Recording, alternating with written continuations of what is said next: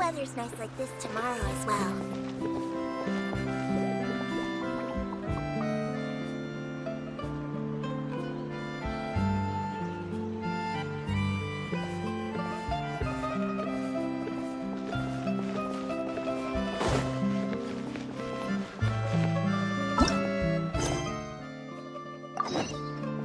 Take it easy.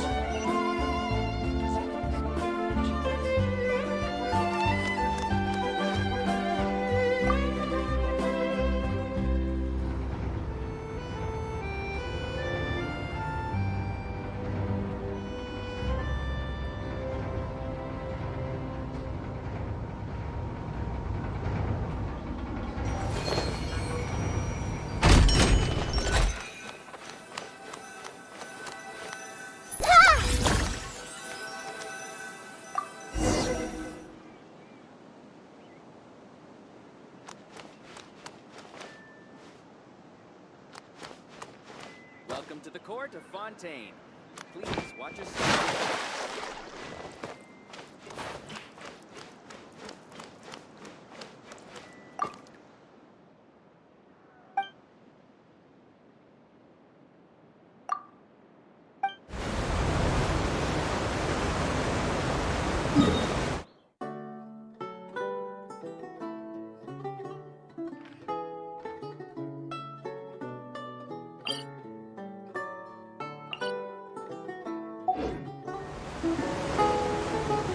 Welcome to the Navia line.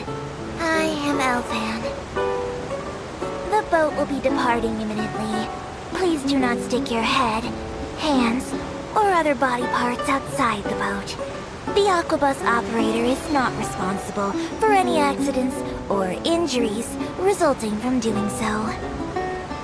Also, please remember to buy the Steambird, though I don't read it myself. The destination of the current tour is Erinias. Points of interest worth visiting include the Fountain of Lucine and the Opera Epiclese. If you look to the left in the direction we are currently traveling, you will see the famous Fontaine Research Institute up in the sky. An experiment gone wrong turned new sightseeing opportunity. Human ingenuity truly is a wondrous thing.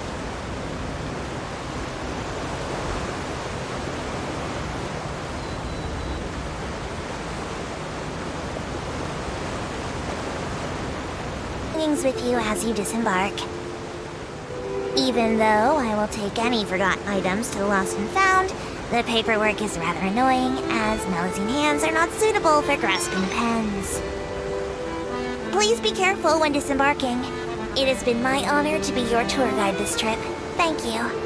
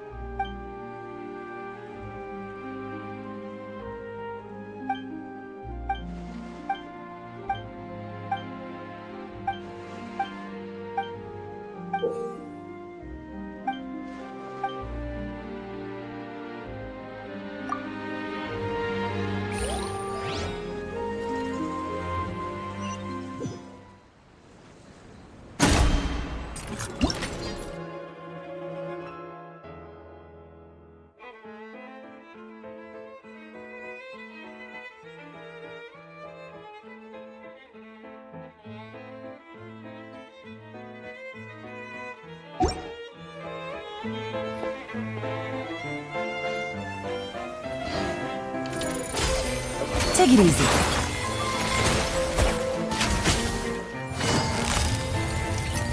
Quietly now. Emerge, right now. Hey!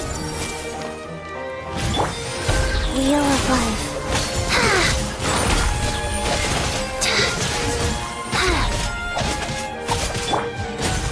I see everything!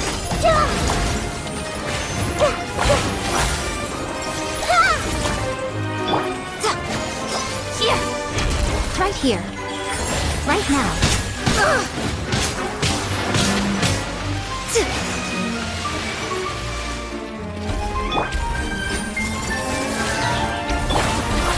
Emerge. Right here. Life goes on. Orders given. Orders received. Faster? Okay, fast.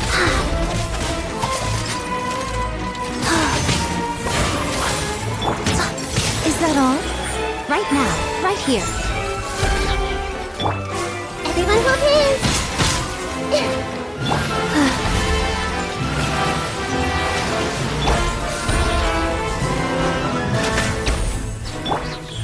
Emerge, right here. A sight to behold. Right now, right here.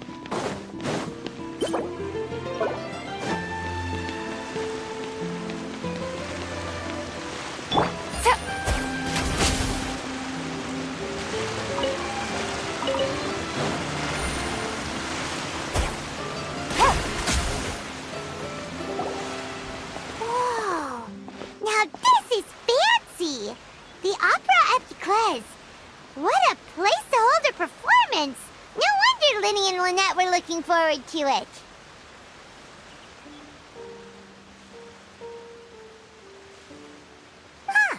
Looks like there's a lot of people standing around the fountain up ahead. Oh, Archon, please bless us with a bright and healthy child. We pray. I don't know why you always feel the need to ask so much. I'll be happy as long as our child is healthy and lives a peaceful life. I guess if they're our kid, then there's no doubt they'll turn out smart. Maybe this is one of the customs in Fontaine. There sure are a lot of couples here. Vache. What's wrong? Vache. Vache. No, Paimon didn't say anything. Are you hearing things? Welcome to the Fountain of Lucine. All the water flowing through Fontaine converges here. It's customary for newlyweds to come here and wish for children. Lynette! You scared Paimon! When did you get here? When he asked me to wait here for you, remember? Right. What do you mean? There are a lot of people here right now. Hey, you're not trying to scare Paimon, are you? Besides, it's the middle of the day. It's not the time for eerie things. I see.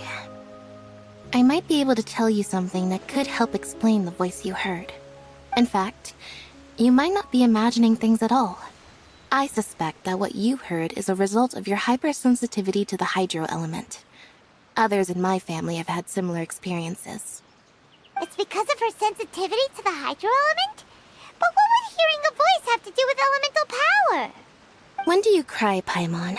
Wait, what? What does that have to do with anything? Just answer me.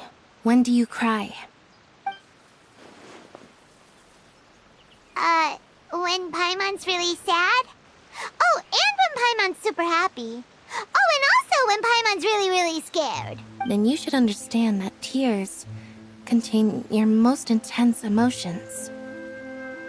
Like I just mentioned, the Fountain of Lucine is where all the flowing water in Fontaine converges. Even the tears that fall to the ground will eventually gather here. So maybe what you heard was the intense emotion coming from someone's tears. So, what did the voice say? If you were hearing their emotions, then Paimon wonders what happened to them. Rather than worrying about them, we should worry about my brother first. Don't let that calm look of his fool you. He tends to get pretty nervous just before a performance. So chatting with Linny might help him relax a little before he goes on stage. Oh, right. That makes sense. Let's go in and see Linny.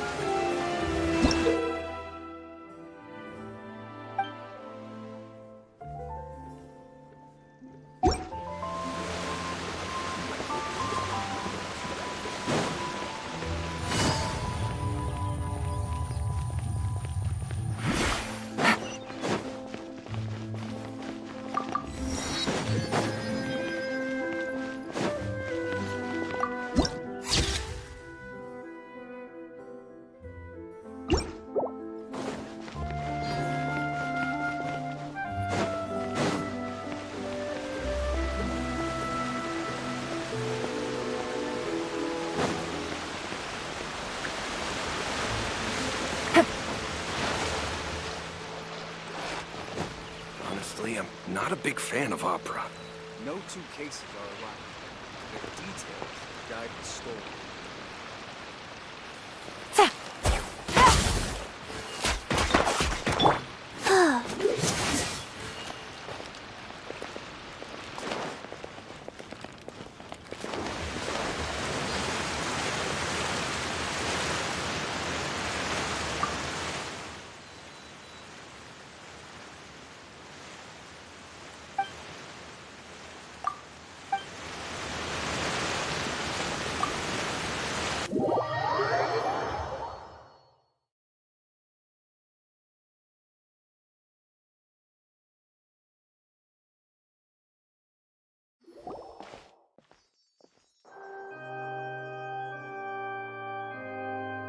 Traveler and Paimon, good to see you.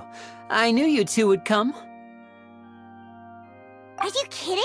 We wouldn't miss it for the world. We've been looking forward to it. I can tell, judging by how early you've arrived. But you're actually right on time. The audience still hasn't started entering the venue yet, which means now is the perfect chance for us to take you to the best seats in the house. Wait just a moment, I'll fetch the tickets.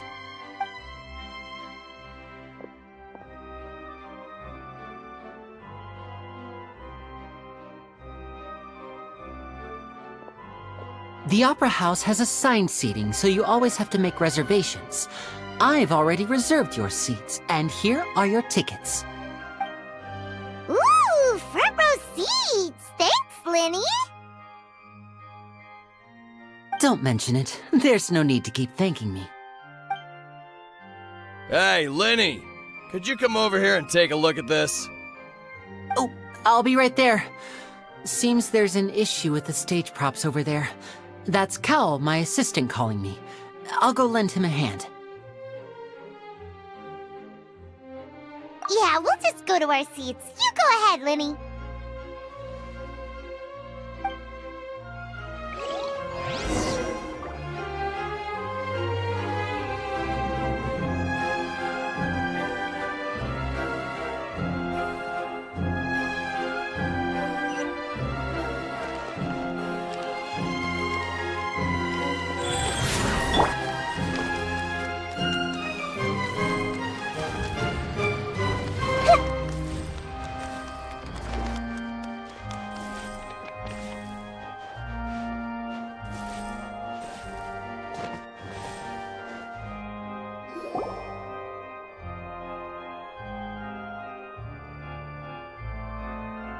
Oh, these should be our seats. Come on, let's sit down.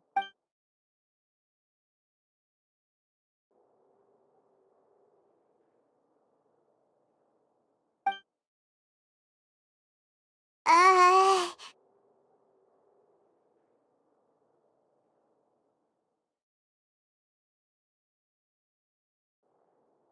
Uh...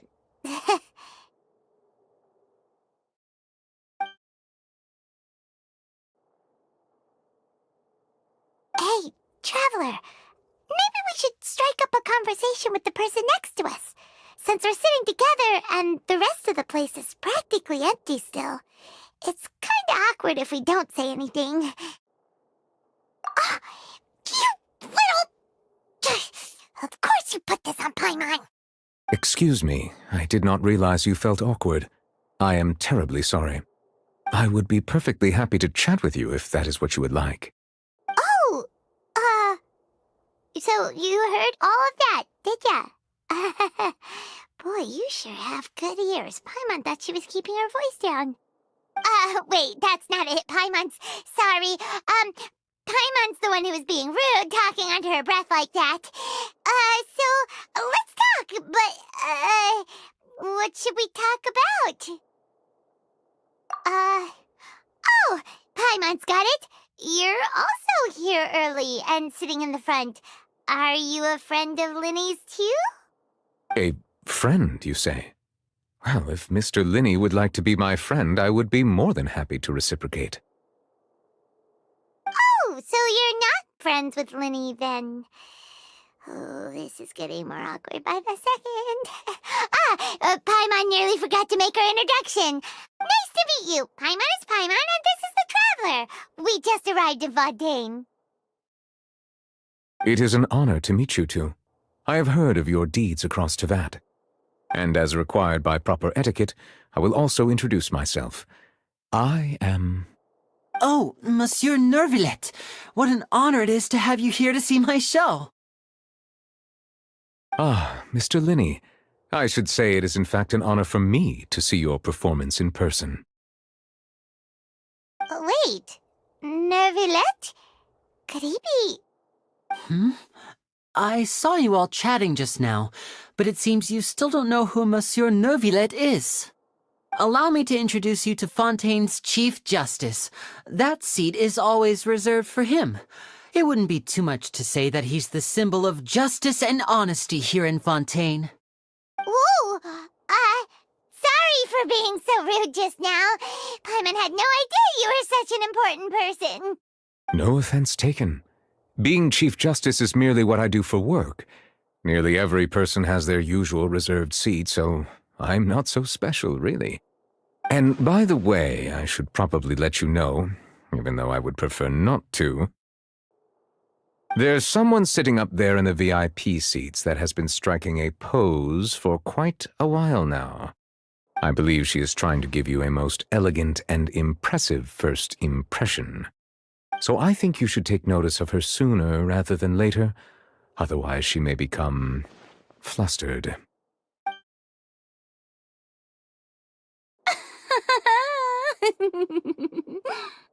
Huh? Oh, It's Farina, the Hydro Archon. Huh. She sure has a smug and satisfied look on her face. Guess she has no idea that you saw right through her act. Very good. That is for the best. No need to pay her any more attention. We may now enjoy the show. Huh? So is this what things are like between the Chief Justice and the Hydro Archon? All right, please wait just a moment longer. I've pretty much finished my preparations, and the performance will start as soon as the audience has made their way to their seats. Yay! The show's finally about to start! Paimon can hardly wait! Paimon's never seen a real live magic show before!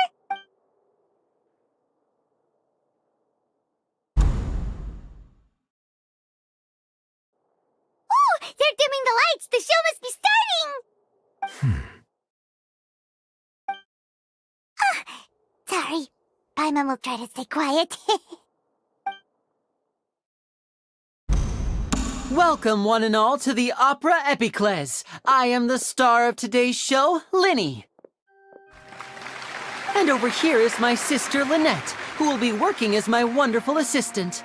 Please, let's give her a warm welcome.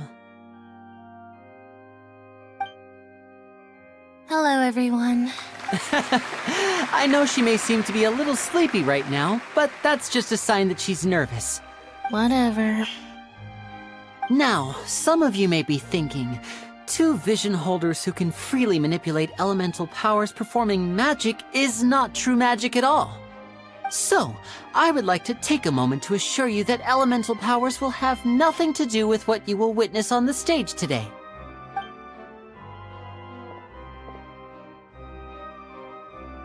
Both Lynette and myself have removed our visions for the show. That way, even the gods won't be able to help us. Oh, good point. That's what makes the show real magic. Now, without further ado, let the show begin. Lynette will now exit the stage to make some preparations. I know you might miss her, but don't worry. She'll be coming right back on stage momentarily. Perhaps in an unexpected way.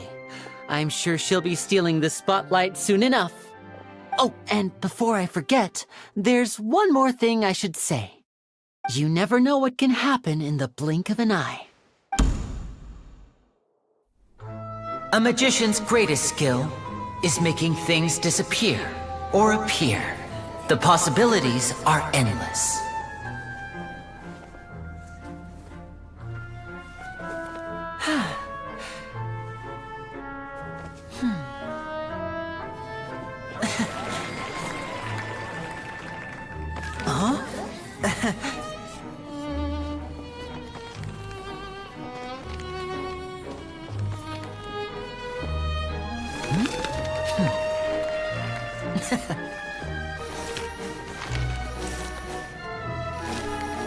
But this isn't what you came for. These little tricks, you've seen them all before. So it's time for something truly extraordinary, don't you think? This one's a little tricky.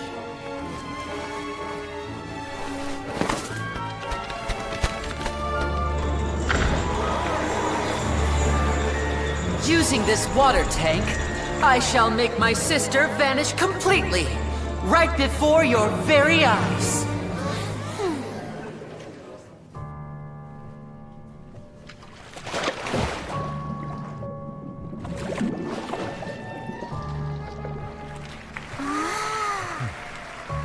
It's actually quite simple.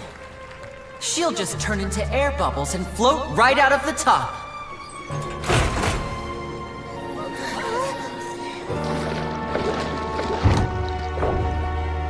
Oh no! I told them to check all the props carefully. With the lid on, even air can't escape. An amateur magician would be getting very nervous right around now. Luckily, it's me on stage, so let me show you what a true virtuoso can do.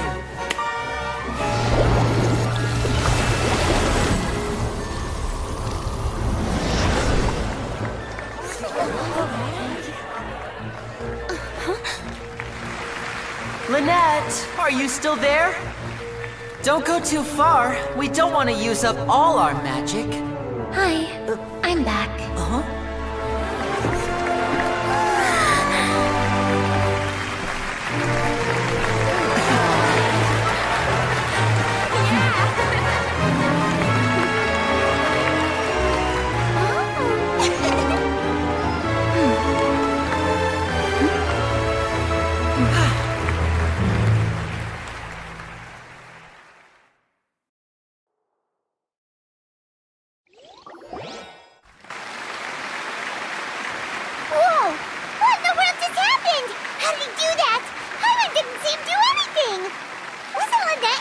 the water tank?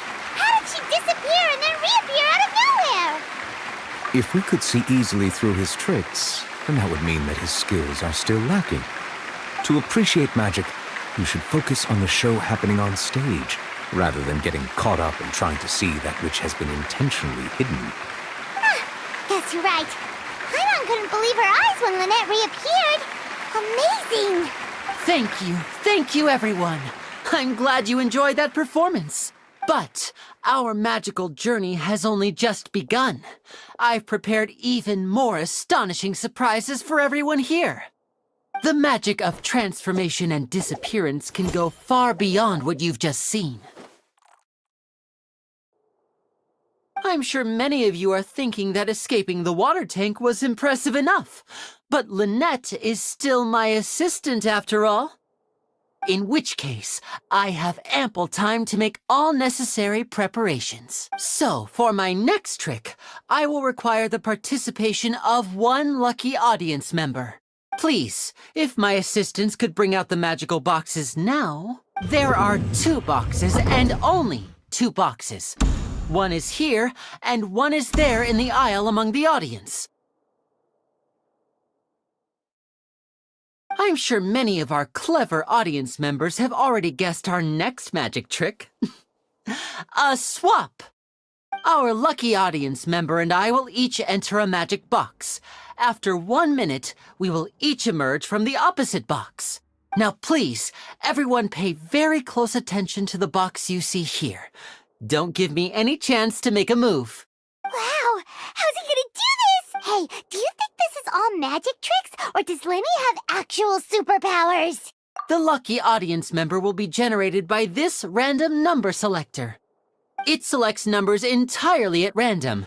Even I don't know who will be chosen to participate. Now then, let's begin. Let me see. Oh, row 7, seat 3. Congratulations! You now have the chance to experience magic firsthand for an entire minute. Please, come forward. My assistant will take you beside the magic box. I'm sorry, it might be a little cramped inside, but no need to feel nervous. We've carefully arranged everything for you to be as comfortable as possible. You don't need to do anything, but no matter what strange things may happen, don't come out of the box. If the magic is interrupted, who knows where you might end up?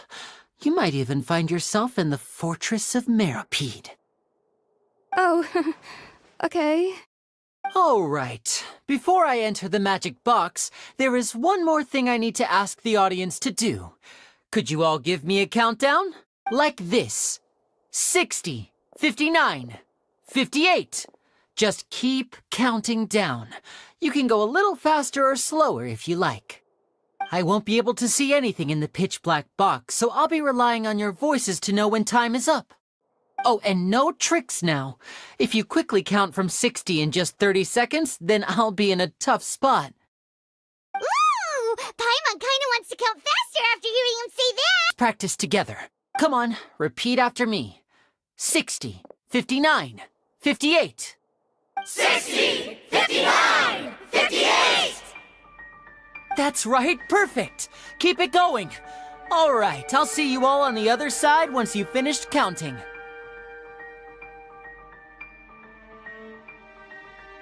54, 53, 52? Huh? Why aren't you counting, Nervalette?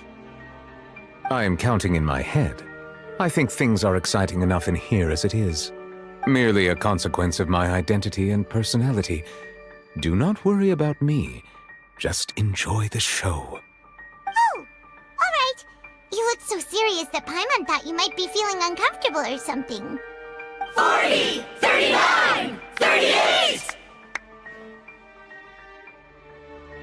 Mr. Linney, are you all right in there? Is everything ready? Yes, I'm fine. I'm just double-checking the direction of the magic. It would be a disaster if we get sent to the wrong places. For example, midair right above the audience. Even though he's saying that, Lenny doesn't seem nervous at all.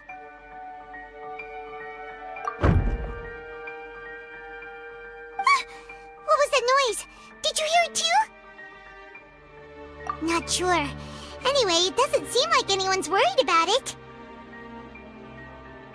25! 24! 23! What's wrong, Mr. Linney? I can still hear you moving in there. I seem to have accidentally knocked over a decoration. I'm trying to fix it, but it's pitch black in here. I can't tell left from right. Never mind the decorations. There's no time for that. The show is what's important. No, that's unacceptable. I want my show to be perfect. Don't worry, we still have 20 seconds. Hear them counting? 19! 18! 17! It seems things aren't quite going as planned. I apologize, everyone. It feels like you're all starting to count faster, but that's all right. I know it can be tiring to do such a long countdown. 10 seconds and change is still plenty of time. 10! Almost there now. Whew. Swapping two people is harder work than you might think.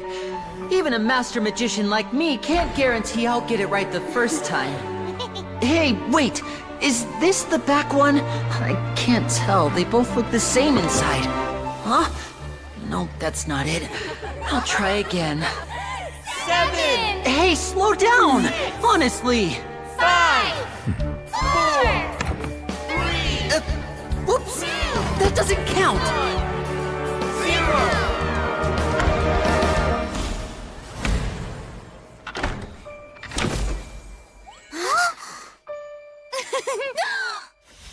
Ta-da!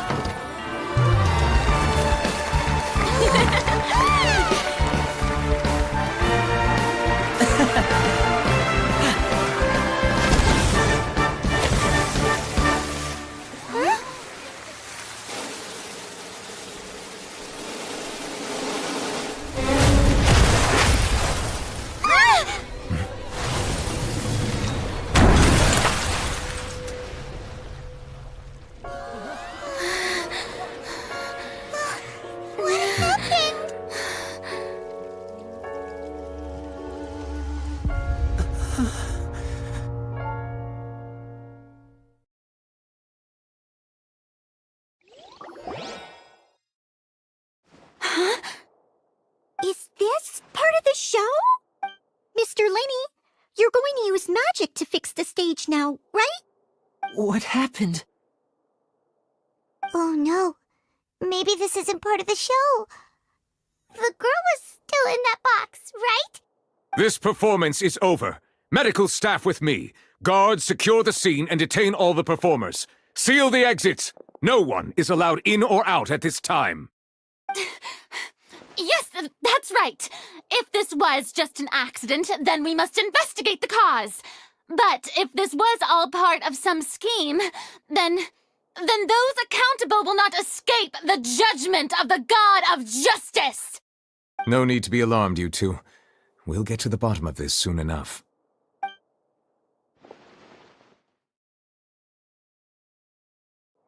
Unfortunately, the person who is in the magic box has been pronounced dead.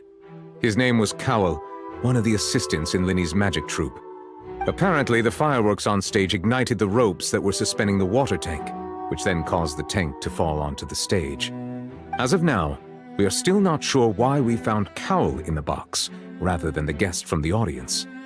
And after an initial search of the area, the guards have confirmed that the girl is nowhere to be found. It appears that this incident was not merely some mishap with the performance, and there are many indications that it is connected with the case of the serial disappearances of young women. The serial disappearances case? That's the case that Charlotte mentioned before!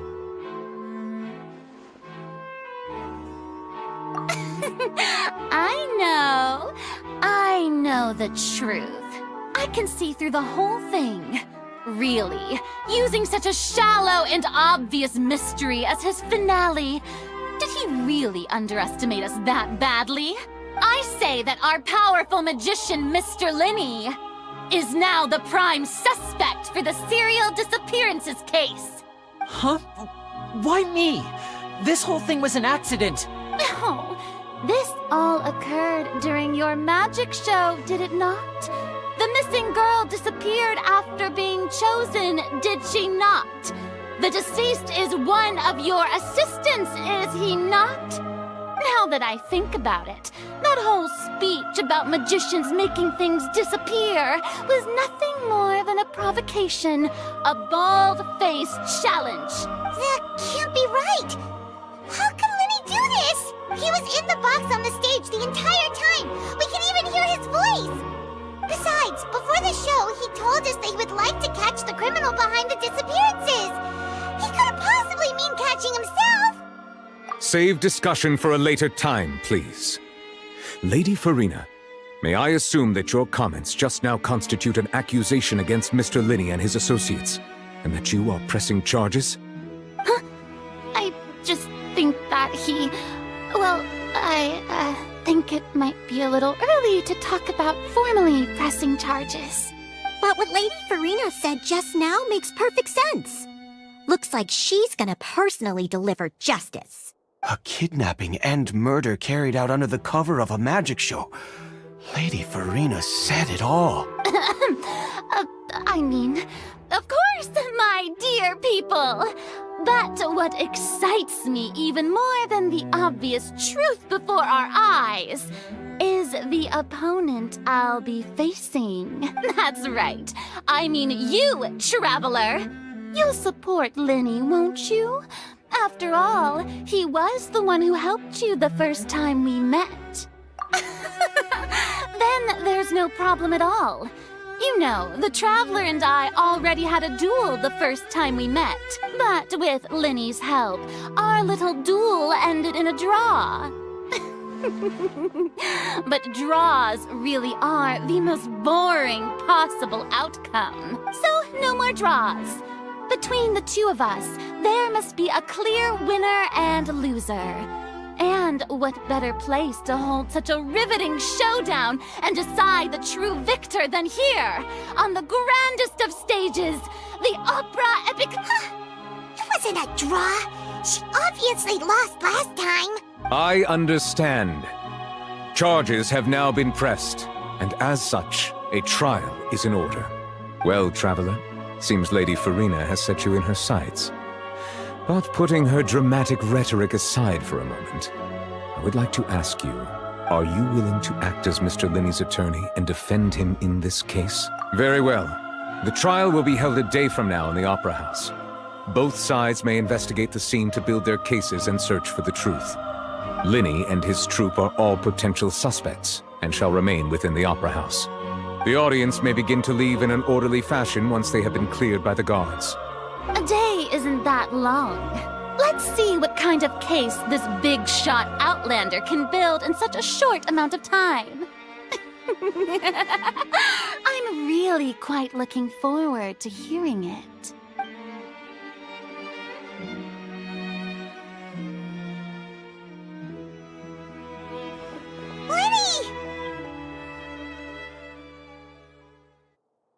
Sorry about everything that happened just now.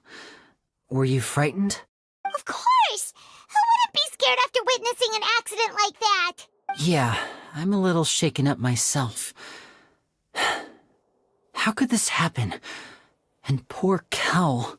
I know you already claimed that you would defend me, but now it's just us talking. Tell me, do you think I could possibly be the murderer?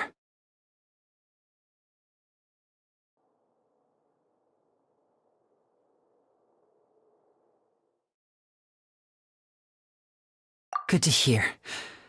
Thank you so much for trusting me. I'm sure everyone sees me as the biggest suspect at this point.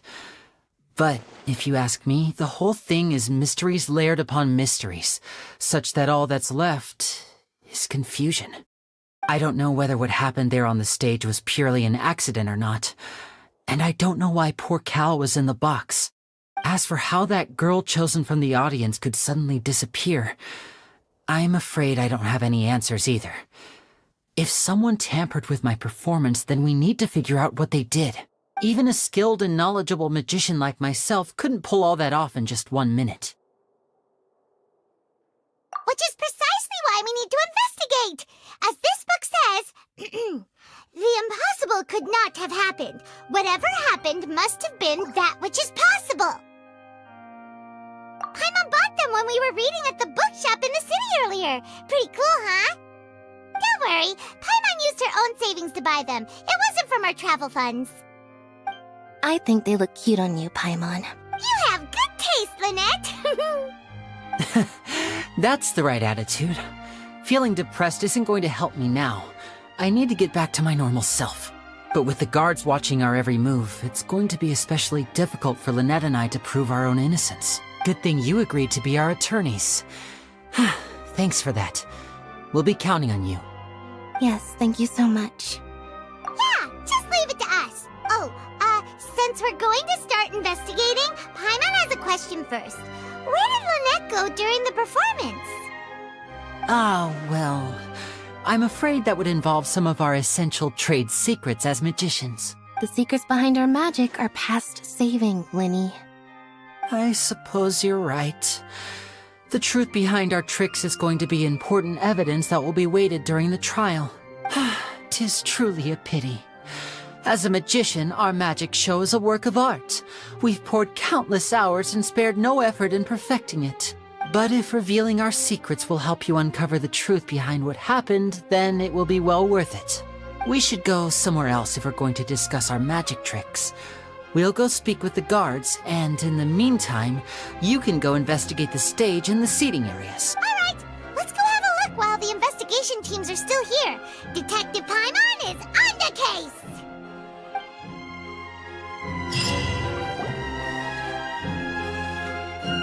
Hello, officer. How's the investigation going? I see. You must be the traveler that Lady Farina mentioned. Listen, I'll be perfectly honest with you. I'd avoid getting mixed up in this whirlpool of a mess if I were you. Huh? What do you mean? Come with me and you'll see. The deceased is one of Linny's assistants, named Cal. Even though he hadn't joined the troupe long, he was hardworking and everyone generally liked him.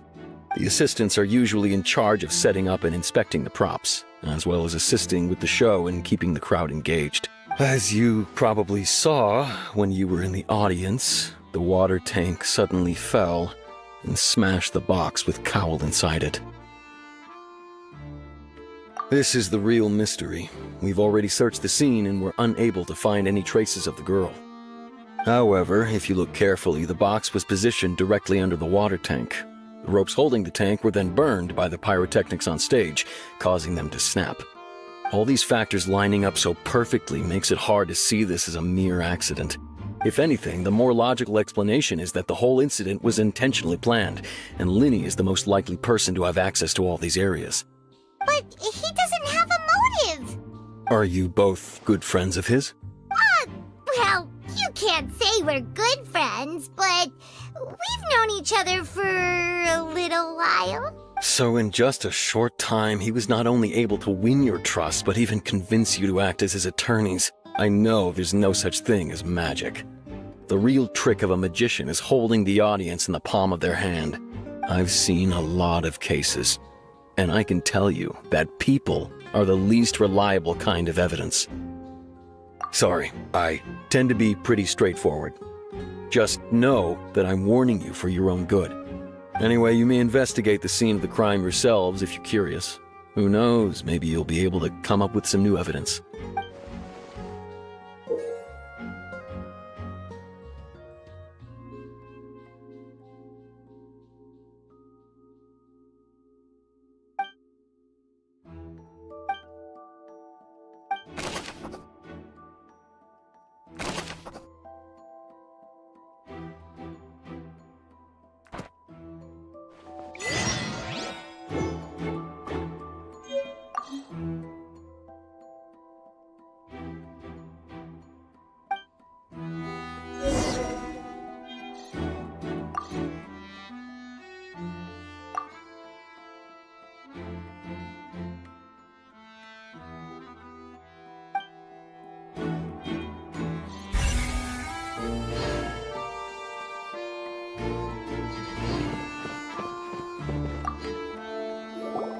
So this is the rope that broke and caused the water tank to fall.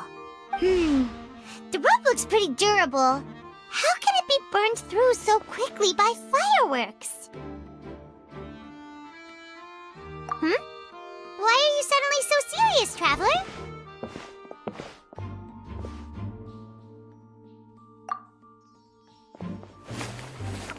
Whoa! Look! This bit is made from different material! Most of it was burned away, but there's still a little bit of it left. Huh. So if a rope meant to hold something was made with that kind of material in it, then that means... Wait! Why would you write all this down?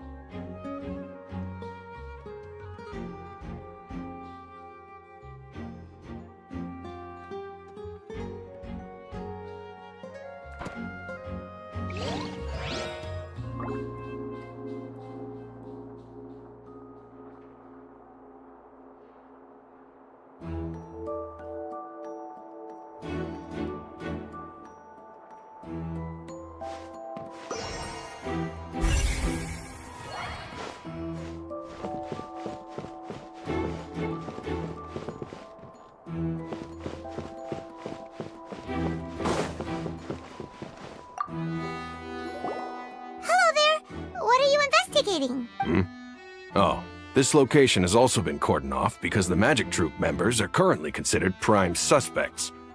The investigation team is still collecting evidence. The seats were all booked in advance, so we were able to deduce the missing woman's identity by checking the guest list. Sure, it's not like this is confidential information. We will publish it later anyway when we petition the public to help us find the missing person. Her name is Halsey. She's a painter from Fontaine who's made a bit of a name for herself.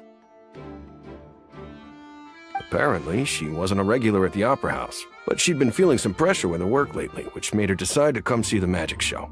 The Magic Troop members all claim not to know her, and we have looked into her social connections. It seems that she has no personal grievances or conflicts of interest with the suspects. Simply put, she wasn't related to the Magic Troop at all, which matches the features of the previous serial disappearances. Were the victims of previous cases also chosen at random? That's how it seems to us, in any case. Apart from the fact that they were all young women of around the same age range, there really weren't any other connections between them. Okay then. No need to be so formal. If you do happen to see the missing girl, please be sure to contact us. It is of utmost importance that we get to the bottom of these disappearances.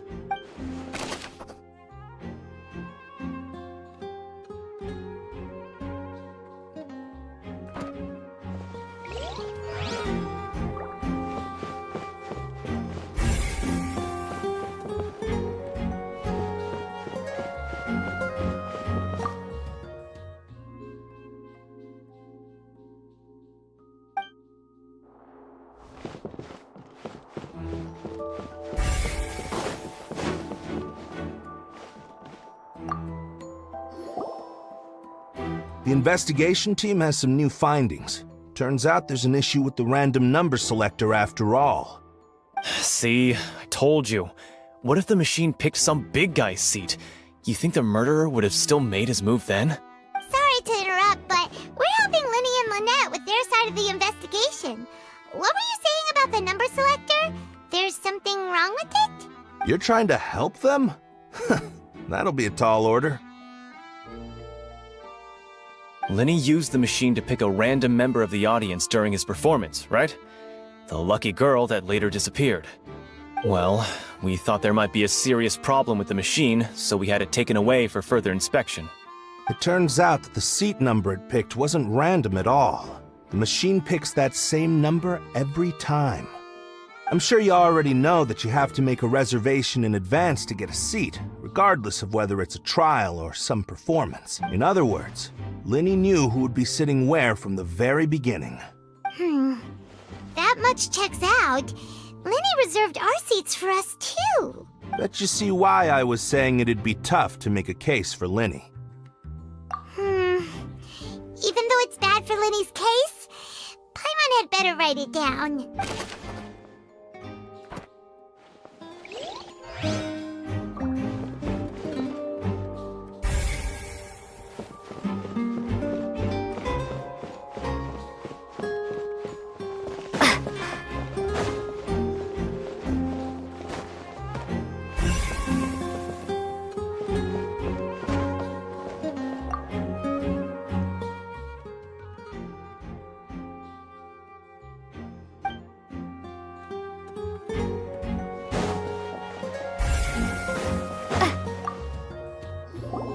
I see that you're investigating the area.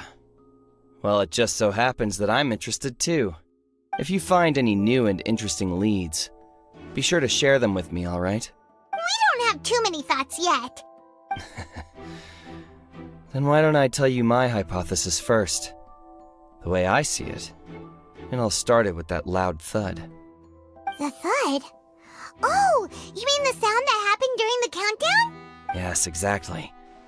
It wasn't terribly loud, but I suspect that most people heard it.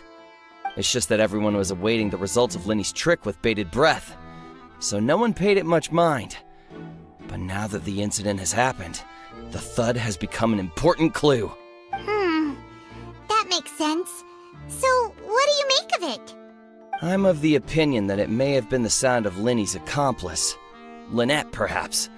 Jumping atop the water tank or something like that. And when the pyrotechnics went off, she cut the rope, sending the water tank crashing down. But wasn't the noise we heard too loud for that? Perhaps the balance wasn't right, leading to a particularly rough landing. Oh, that's true. I suppose I must reconsider. That does remind Paimon, though. What was with that sound?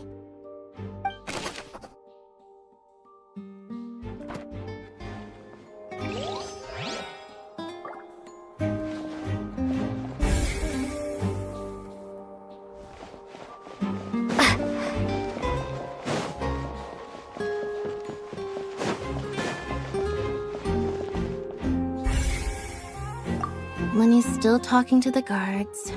It seems he'll have a lot of explaining to do. I think someone will be assigned to monitor us later, but that's alright.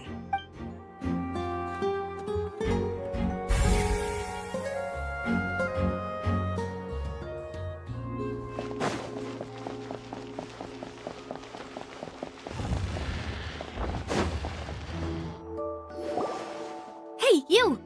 Yes, both of you! Over here! I've been keeping an eye on you for a while now. Huh? You mean us? That's right. If I'm not mistaken, you're also among those who wish to cut down the thorns and pursue the truth. No? And by the looks of it, you're not from Fontaine. Well, you're right on the more about that one, but who are you? Have you never heard of the Spina di Rosula? From mediating disputes and providing protection to solving conundrums, you name it, Spina di Rosula does it. And I, Navia, have the honor of being its renowned president. Though those who play by our rules call me boss. I'm Silver, her attendant. Pleased to meet you. And I'm Melus. Demoiselle's various daily needs and affairs are under my purview. Huh? Boss? Demoiselle? What gives with the names? Well, I am the second generation president. Melus and the others are still used to my previous title. My apologies, Demoiselle. Should you prefer, boss, I will endeavor to use that instead. No need. You don't have to call me boss. Just Navia is fine. Okay, if you say so. Not that we're members of Spina di Rosula anyway. All merely trifling details. Never mind. Now, back to the situation at hand. That's right. I've always kept an eye on the serial disappearance cases. My interest stems from a matter back from my father's time. Judging from the look of things, I find Linny an unlikely mastermind. Really? We think so too! That's why we're looking for clues now! But how did you come to that conclusion? Intuition, naturally. My unparalleled intuition. Farina sure was quick to point the finger at Linny without any decisive evidence whatsoever, wasn't she? But that's not uncommon for her. If you remember, the Justice had to interrupt her and ask if she was pressing charges just to keep her from getting carried away. Anyway, a trial begins the moment someone levels charges. And, of course, there was no way Farina was going to back down in that situation.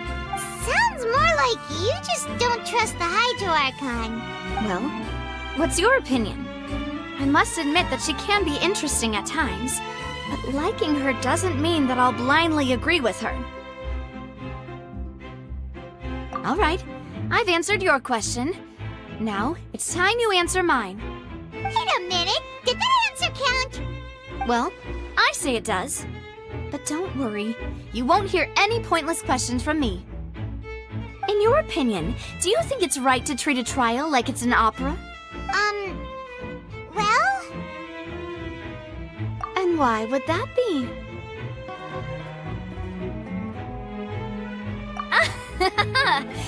See, Silver and Maloose? I told you they'd be different. Most astute of you, demoiselle. I too think that the traveler's response was most excellent. No matter how wonderful the script or how fervent the audience's expectations may be, the trials that go on stage here must be based in fact. And if that can be done, boss, then... All right, that's quite enough, Maloose. Anyway, I like your answer. You passed with flying colors. Now, I need to make some preparations, following which our joint investigation shall commence. You two shall be my assistants. Wait! Since when did we become assistants? Well, I can be the assistant, sure. Or your companion, if you like. I'm really not that fussy. That's more like it. Far be it from me to brag, but I believe that Demoiselle's intuition will be instrumental in uncovering the truth. You wish to save a friend from false accusations, and we wish to unravel the disappearances. In this sense, our goals are aligned. You have a point. You're quite the talker, aren't you, mister? And what about you over there? What do you think? You seem like you've got something on your mind. I have nothing to add. Oh, alrighty then. We'll be making some preparations first. Just be sure to let us know if they start revealing Linny's tricks. Thanks!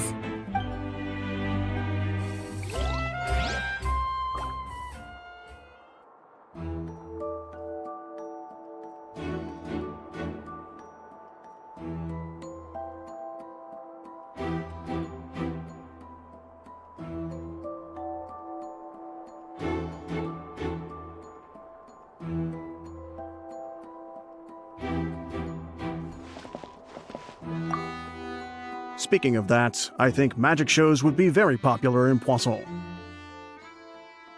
I could see that. Maybe I should try to learn some magic. If I could make things disappear, cleaning my room would be a cinch. You need not worry about such things, demoiselle. That falls under my duties. Oh, right.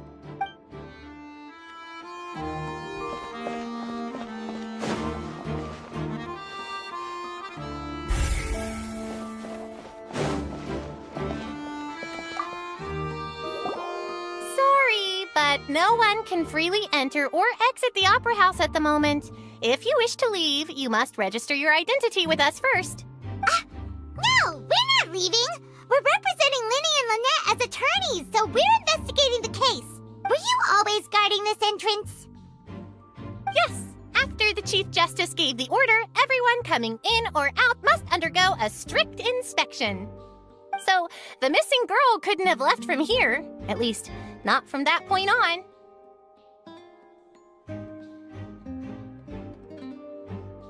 I doubt there was much opportunity then, either.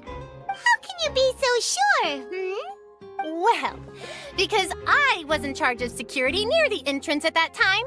I couldn't see Linny's performance from here, which was quite a shame. Just my luck.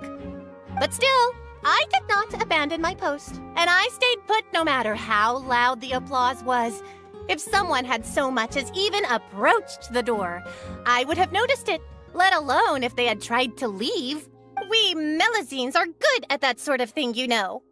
So, it's safe to say the girl couldn't have left through here. Alright, thank you for your help. This will be useful info.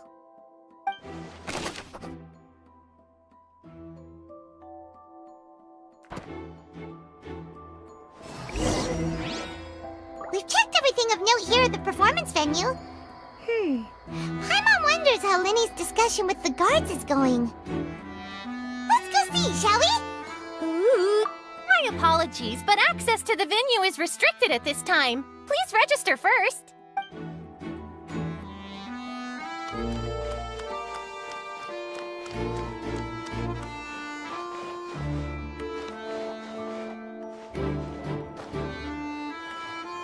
Hey!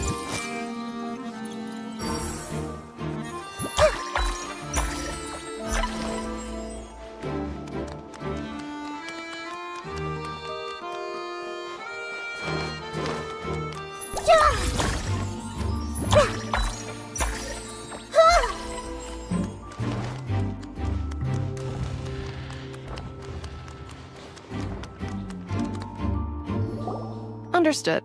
Then I will be going with you. Just so you're aware, I will be monitoring your actions and making notes as necessary. Very good. Thanks for being so agreeable.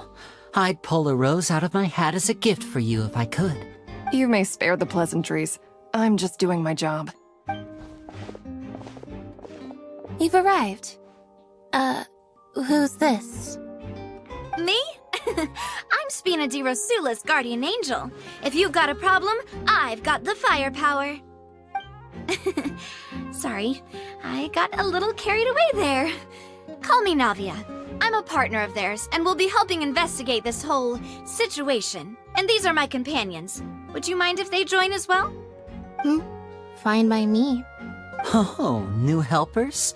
I would be most grateful. Well, let's just say we're tagging along. It's not every day you get to see the secrets behind magic performed on such a large scale.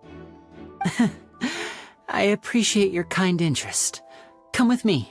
We'll be heading below stage. Huh? Below stage? Yes, a world of secrets is hidden beneath this magic box, prepared specifically for this switcheroo trick. But before I reveal everything, you should have a look first. Notice anything strange here?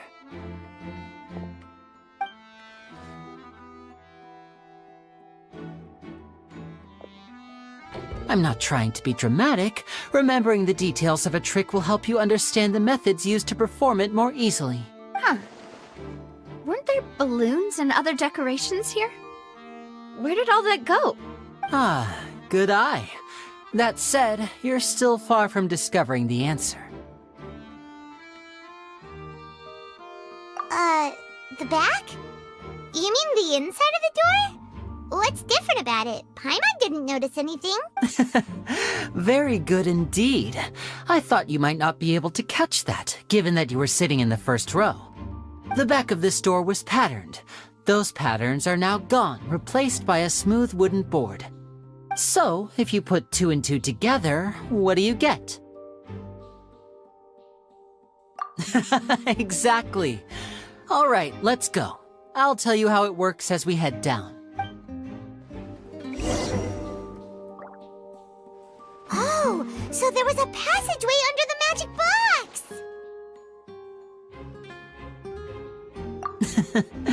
I knew you'd figure out most of it as soon as you saw this place. The 2 magic boxes are positioned right above the 2 entrances of the tunnel. See this flatbed trolley? The box with the lucky audience member in it would be shuttled over to the other side using the trolley. This trolley can raise and lower and even rotate, ensuring that the box will face in the right direction. I see. So that's the purpose of the box inside another box. Precisely. The inner box would descend after the audience member was put inside and be moved along the trolley, all while the outer box would remain on stage as if nothing had ever changed. So that's how you did it! Once the box was lowered, the trolley would store some energy through this device here, with which it would complete the rest of the steps. The audience member would only be able to feel some slight movements in the dark, and by the time she walked out, she would already be back on stage. Right! You were talking that whole time, and you even came out for a moment near the end! Ah, yes. A phonograph operated by Lynette was used to achieve that effect. My assistant and I had already scripted our conversation beforehand. When the countdown began, I had already gone to the opposite box via a tunnel using that ladder. And what about Lynette? Where was she? I was in the mezzanine space in the back of the box. Oh, interesting! That's how we were able to coordinate Linny's lines with the assistant. And, by the way, I was the one who walked out of the box at the end. I mean, we are twins. All it takes is a change of clothes and no one can tell who's who. And that's my favorite part of this trick. Only Lynette and I can perform it. So that's how it all worked! Wow! Every detail you revealed was more amazing than the last! Lynette would briefly walk out of the box and then go back in, jumping into the tunnel and escaping before the box on the trolley could finish ascending. And then I walk out of the other box in the audience area, and the trick would be complete. The operative word here being would. But as you saw, Cal was in the box, not our audience member. She, on the other hand, mysteriously vanished. We really don't know how that happened. If not for that interlude, this would have been an astonishing trick. I probably never would have figured out how you pulled it off. And yet, to think that someone was able to use this magic trick to commit a crime. Could we have a look around? I think we can come up with some more leads. This is the scene of the crime, so Linny and Lynette are not permitted to stay here. I'll escort them back up. Yes, of course. No need to be so strict now. I won't disappear into thin air, you know. Thanks, everyone. We're counting on you.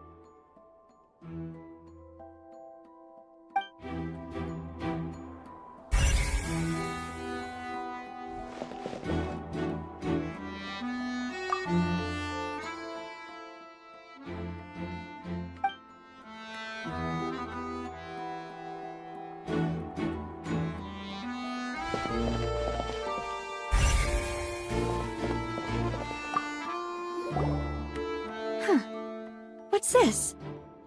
Looks like a hook tied to the end of a rope. Huh? There's all kinds of odds and ends here. Perhaps it was a prop for a different trick. But why would it have been left here?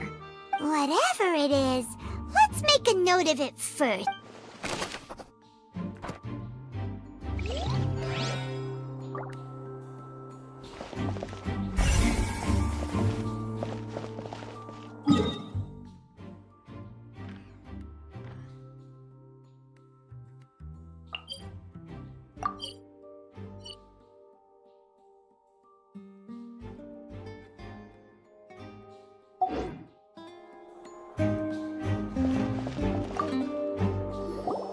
The floor is wet. Please be careful not to slip.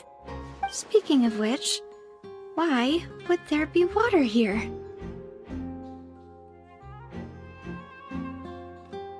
Oh, Paimon knows! It's one of those tricks where you pour water into a jug and then flip the jug over only for the water to disappear? And here's a broken vase. Huh. Did the trolley knock it down while moving? That can't be. The trolley moves along tracks from start to finish. It couldn't have hit the vase at this distance. Let's note this down too and think about it later.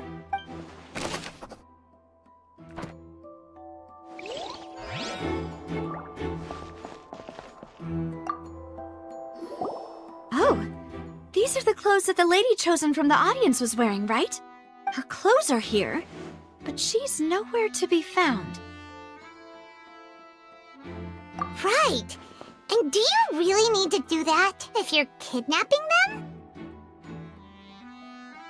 Ugh, this is so confusing. Paimon doesn't want to be a detective anymore.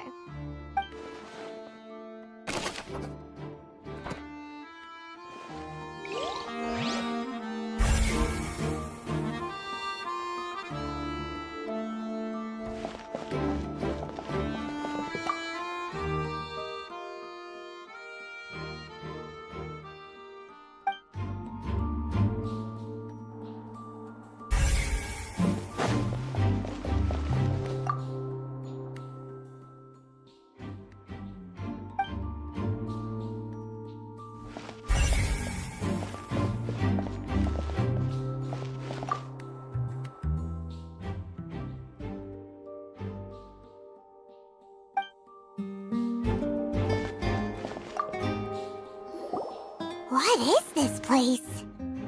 It seems someone could fit through here. Huh. Could this have been the suspect's escape route? Alone, perhaps. But if they had to pull another person with them, the space would be too narrow. But there are no other ways in or out of here. Oh, you're right! Let Paimon write that down.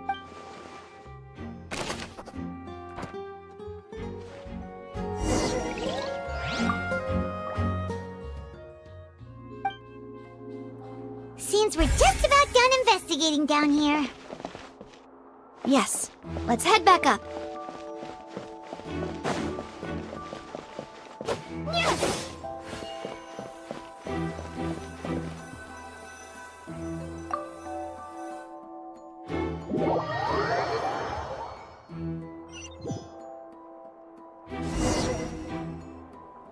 Well, we've ascertained the state of the crime scene. Let's find a place to sort out our findings once Malus returns. It seems to me that there are several things that don't add up here. Apologies for the wait, demoiselle. So, what did the guards say? Did the criminal escape through the vent? They believe the odds of that are very low, since the vent leads to the Opera House's basement.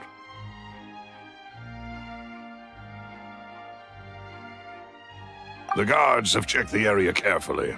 No one left through the basement during the performance or after the incident, and no one was found hiding there. So the tunnels become like a secret chamber then! You know, like the kind you usually see in novels! The plot thickens. Halsey's disappearance and Cowell's death are both quite inexplicable. No wonder Farina was so confident in her accusation. All the current evidence points toward Linny and Lynette. In other words, the charges are very likely to be upheld unless we make some considerable progress. Charges and then trial. So if the charges are upheld, they'll announce a sentence? That's right. This is how a trial goes in the Opera House. During the proceedings, the Chief Justice and the oratrice will hear statements from both sides. That's right. This is how indemnitium is produced. The statements from both sides, the defenses from attorneys, witness testimonies, and even the audience's emotions will all be projected on the oratrice. To put it simply, it's as if the oratrice has its own will, and is a judge in its own right. This also precludes any kind of favoritism on the part of the Chief Justice. And not that this has ever happened anyway. Once both sides have finished speaking, the Chief Justice will make his final decision. This, too, will be used by the oratrice as a reference. Then, finally, the oratrice will be consulted by officials. The result it returns is the will of justice itself. Huh? So that machine is the one that actually decides? Paimon thought Neverlet called the shots.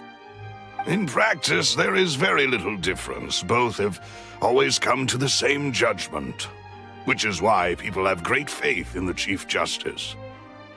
Ah, yes, the guards also asked me to convey that none of us will be allowed to leave this place before the trial. Huh? Why? Because we've chosen to act as the twins' proxies. That makes us persons related to the case. They're concerned that we might be colluding with outside parties, or that we might find outside help to disrupt the case. And even if that were not so, it could prove problematic if we happen to spread key information about the case ahead of time. I'm ready to break out at any time. Whoa! There's no need for that! Paimon thinks they have a point. That said, are they providing food? Of course. I just hope you don't mind the lack of options. I'm afraid that catering to all tastes is not in the cards, nor is any guarantee of balanced nutrition. In that case, let's just sort out our findings together here. Pity. I was hoping to take you to try some of Fontaine's famous desserts, too. I mean, what better way to properly think through our findings than over some tea and sweets? Huh. Breaking out suddenly doesn't seem like such a bad idea after all. Just kidding! Paimon will still do her best, even if there are no snacks. What do you mean, no snacks? Of course we'll have snacks. If we cannot buy some, then we'll simply make some. Huh? Here? But how? Understood, demoiselle. Everyone, please come with me.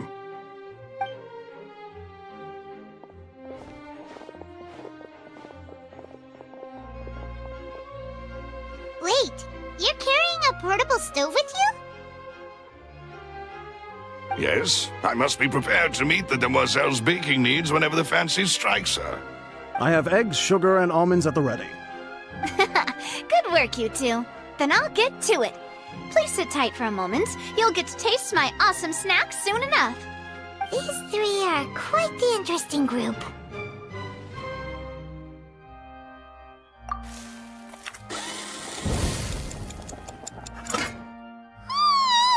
And Paimon thought it smelled good while it was still in the oven! Oh, it's even better now. Paimon can't stop drooling. From the way you had these two guys carrying all that stuff around, Paimon thought you'd have them do more during the baking process. But you ended up doing the entire thing by yourself. Beating the egg whites, grinding almonds, everything. I was applauding. And I was giving encouraging smiles. Paimon was just thinking, aren't you worried about getting your fancy dress dirty beating egg whites and baking like this? Well, I don't think it's carved in stone anywhere that fancy ladies can only read books, sip tea, ride horses, and play the piano. I just really enjoy making snacks. Don't underestimate beating egg whites, by the way. It's a real arm workout. You also need to beat them to just the right consistency, or your macarons will crack. Anyway, give these a try, fresh out of the oven. There's 3 for each of us. Only 3? Well, eating too many sweet treats might send all that sugar to your head. You wouldn't be able to think clearly about the case on a sugar rush, would you? Tea is ready to be served as well. This is Demoiselle's favorite, strong black tea with a floral fragrance that clears the mind and lifts the spirit. No need for concern. I'm merely doing as I should. All right then. Down to business. As Paimon mentioned previously, the tunnel seems to be something of a secret chamber. However, we can assume that Linny and Lynette were not alone within it. Some criminal also occupied its sealed confines. The magician twins could have committed the crimes, of course, but they lack any logical motive. Exactly! Why would they do such a thing right when everyone was watching? The flower vase and the thud we heard during the performance could indicate some altercation between Halsey and the criminal in the tunnel, resulting in the shattering of the vase, the discarding of her clothes, and her abduction. Perhaps the criminal thought that since she was chosen from the crowd, she would be too easy to identify if she was still wearing the same clothes. Paimon thinks that makes sense, but the real trouble is... True. None of the clues we found thus far support the existence of this third person. But the only people left to consider are both technically victims, whether it's the missing girl, Halsey, or poor Cowl. Huh. Could Halsey have secretly made modifications to the magic props in order to murder Cowl before making her escape?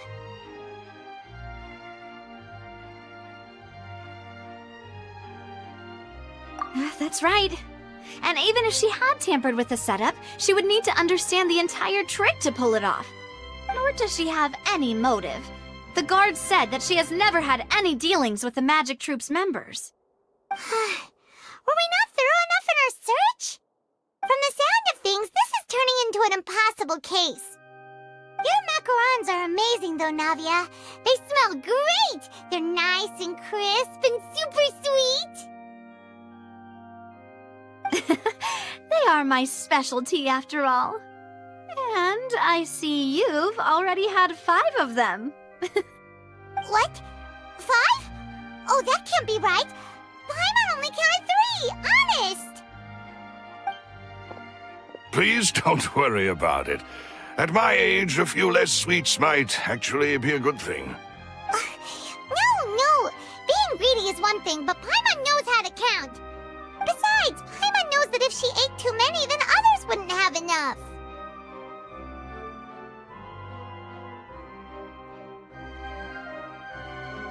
Wait, even you don't believe Paimon? How could you? If Paimon ate those 2 extra macarons, then may they turn into stone in her stomach! All right, we get it. Well, I suppose one of us might have gotten too engrossed in our chat and eaten them by mistake. No big deal. Maloose, set up the stove again if you would. Huh? What are you doing? Making sure everyone gets 3 macarons, of course. Exactly. We don't want to trouble you. As you wish, Demoiselle.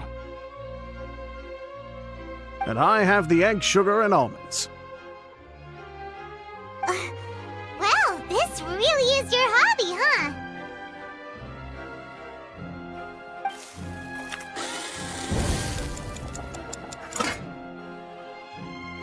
Well, that's it for snack time.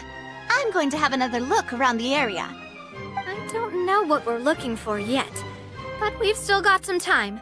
As attorneys, I suggest the 2 of you think the case over again.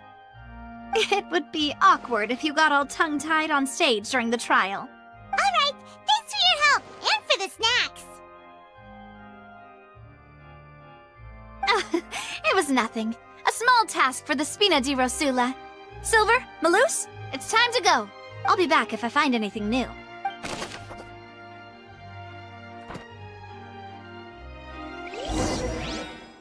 All right, it's time to put our heads together. We've got to get our defense ready for the trial.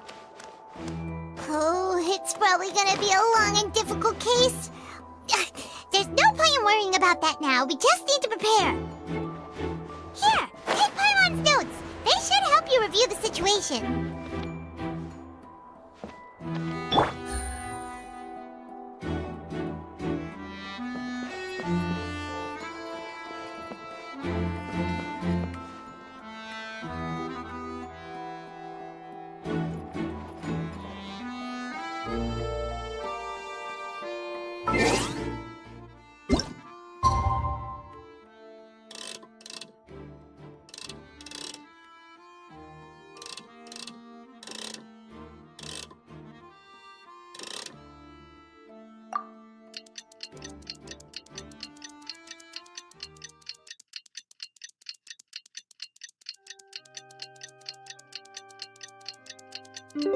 Navigate.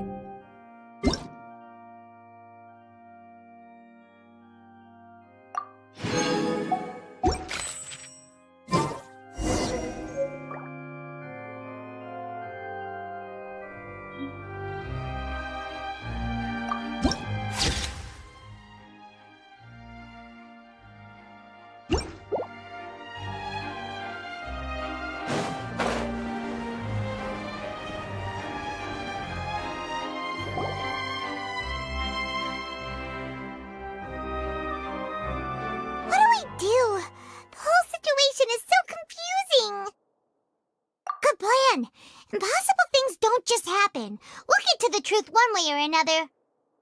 Just relax. Even if everyone else suspects Lenny and Lynette, at least we will be supporting them from the stands. Besides, I doubt Farina understands any more about what happened than we do. Thanks, Navia. Well, we'll be going then. Best of luck to you.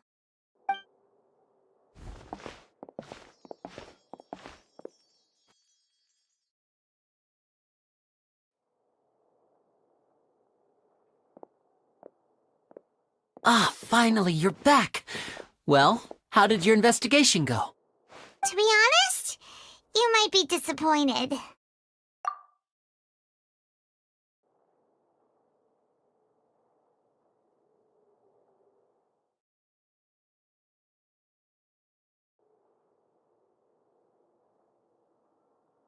No. We're already very grateful that you were willing to help.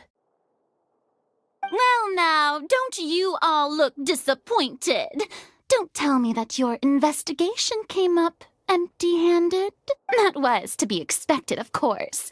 The guilty can never produce proof of their innocence, but don't let that stop you. I shall be terribly disappointed should you, my most anticipated foe, concede so easily. Since both parties are present, I declare that the trial regarding the magic show incident is now in session. Firstly, in order for the audience to understand the causes and results of the incident, could we please have Mr. Linney explain the trick? Yes, of course. I will explain while Lynette demonstrates on stage. All the necessary items have been prepared. Thank you, Mr. Linney. In that case, I take your statement to be that you ran to and remained hidden within the magic box in the audience stands once the trick began, and thus could not have committed the crime. Is this correct? Yes, that's correct, Your Honor. In that case, I call upon the prosecution. Lady Farina, do you wish to refute his statement in any way? Why, of course I do.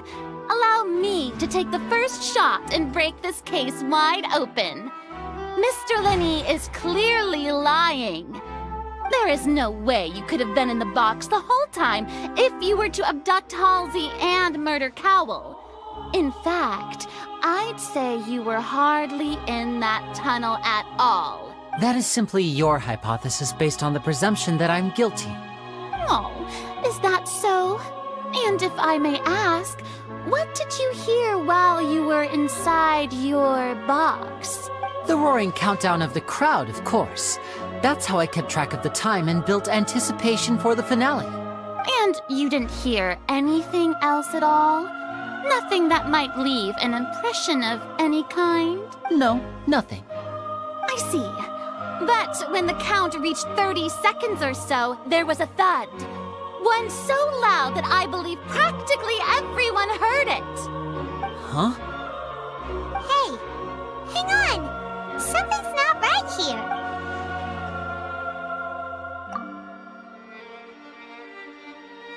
Yeah, I'm sure he could have heard a noise that loud from inside the box. I was right by the box, and I definitely heard the thud. Look at those scales. Could those mean... Well then, ladies and gentlemen, allow me to use the words of the magician himself. You never know what can happen in the blink of an eye. Indeed, it seems his alibi can also collapse in the blink of an eye. Of course, I have armed myself to do far more than smash your alibi. Confidence cannot go unfounded, and my foundations are rock solid. Tell me, aren't you and Lynette actually from the House of the Hearth? The House of the Hearth?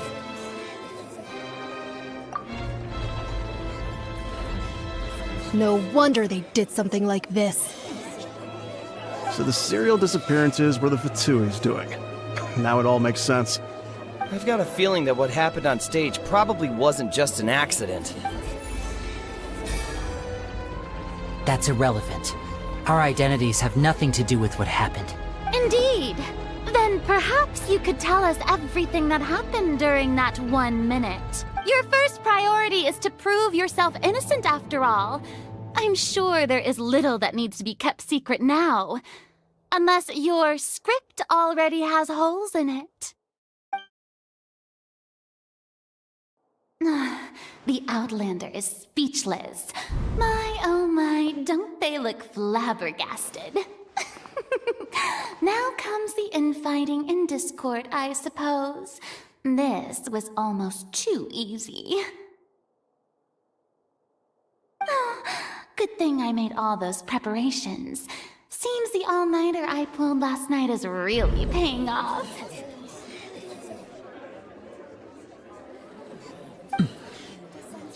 Hey, Linny! Why didn't you tell us this before?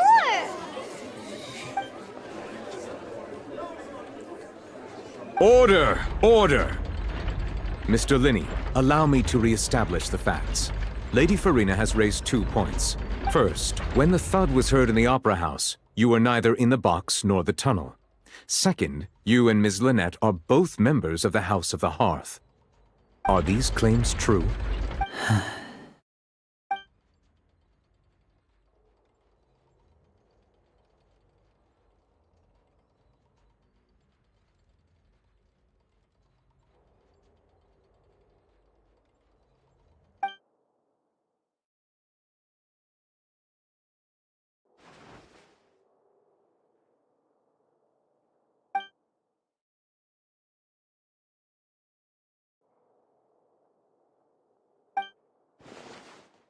Please answer my question, Mr. Linney. I'm sorry. Yes, they're true, Your Honor. I knew it! Well, that's it. We might as well move on to the sentencing already. What should we do now? Granted. In that case, what is your request? Is that really necessary? They're already as good as guilty. The defendant deceived their own attorneys. What is there left to discuss? Order! Order, I say! Your request is reasonable, and we shall adjourn. This trial will reconvene in 1 hour. So you would stick to Mr. Linney's defense even after knowing what you do now? You certainly have more professionalism than I thought. In that case, my dear audience, let's allow the joy of victory to steep for a little while longer.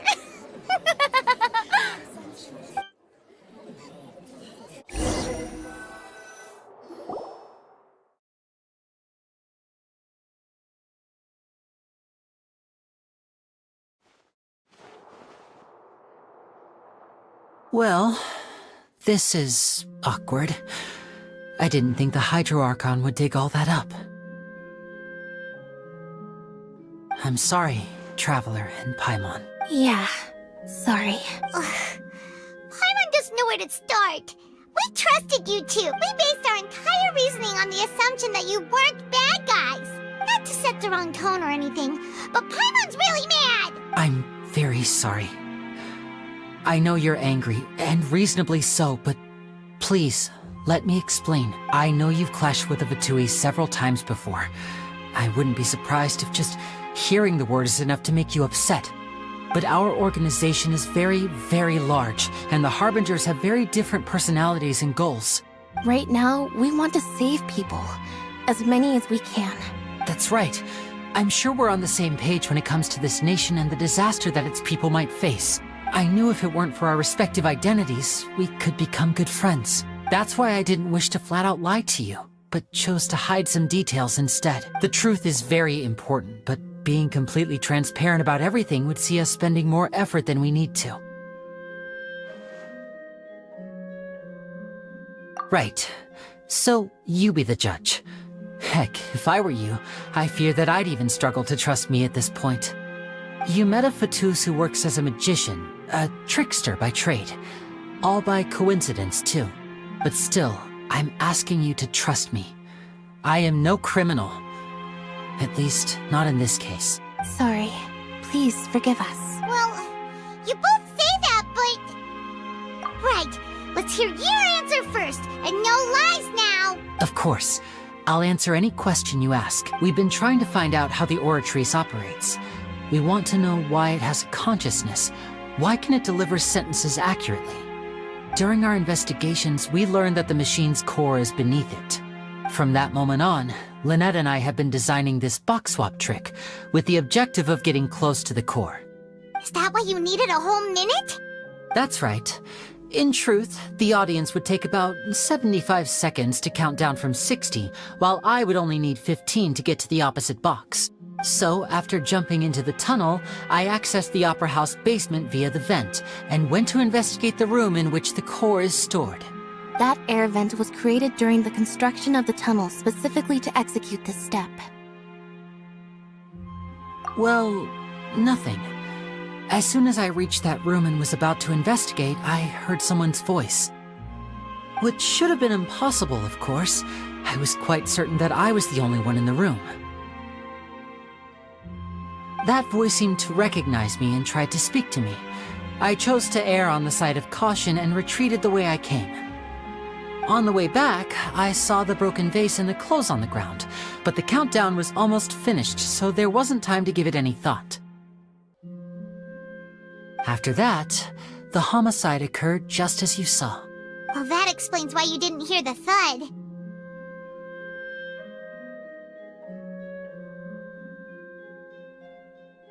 Because of that prophecy I told you about, of course. We must know all we can about this nation's secrets in order to deal with that prophesized crisis. That's the only way we can save everyone. So, there you have it. The whole truth. I swear, I didn't hide anything from you this time. It was never my wish to proceed under this cloud of mistrust either. But like I said earlier, you can be the judge. If you want to leave because you don't trust the Fatui, there's nothing I can do to stop you. Well, Traveler, you decide. Paimon will follow your lead however you choose. Okay, thank you. Thanks for giving us a chance. The current problem is that the scales are tipped pretty badly against you two. If we want to refute the Hydro Archon's accusations, we're gonna need a seriously watertight defense. Huh?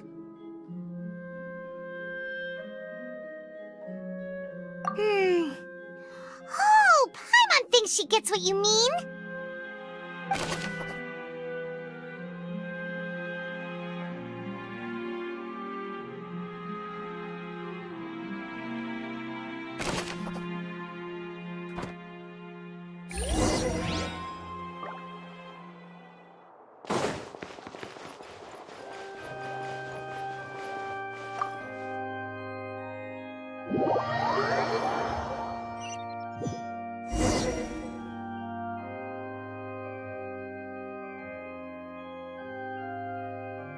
Both parties have returned to their positions. Let us continue the trial. When last we left off, Mr. Linney acknowledged the new evidence presented by Lady Farina as fact. Therefore, Lady Farina may continue stating her reconstruction of the events. That took long enough. Now then, if everyone would lend me their attention at this stage, let's revisit that scene from Linney's perspective.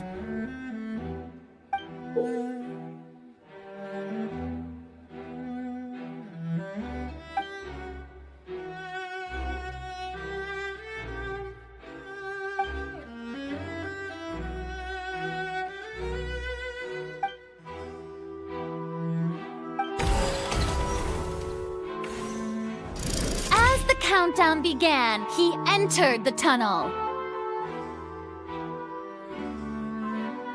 When the flatbed trolley passed, he opened the box and got into an altercation with Halsey, which caused the loud thud.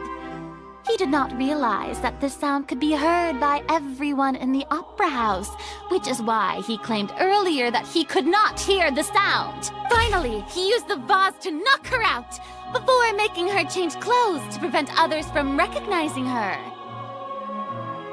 At this time, Cowell arrived in the tunnel, having heard that strange noise, and caught Linney red-handed. So Linney proceeded to knock him out too before stuffing him into that box. Afterward, Linney passed the unconscious Halsey to his accomplice through the magic box in the audience stands, before operating the devices such that Cowell's death would be ruled an accident. And there you have it. That's the truth behind what happened. Does the defendant's side have any objections to Lady Farina's description of the event? The key to refuting Lady Farina is the order of events. What Linney experienced and what he saw.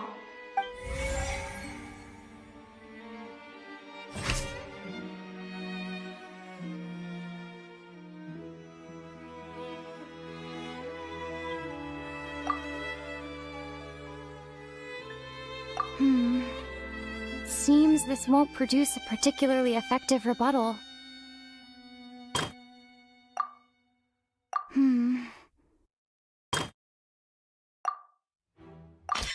According to Linney, he left via the vent after entering the tunnel. He couldn't have had that altercation with Halsey.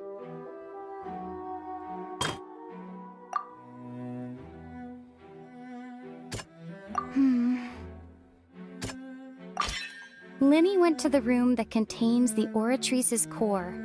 This is the actual truth.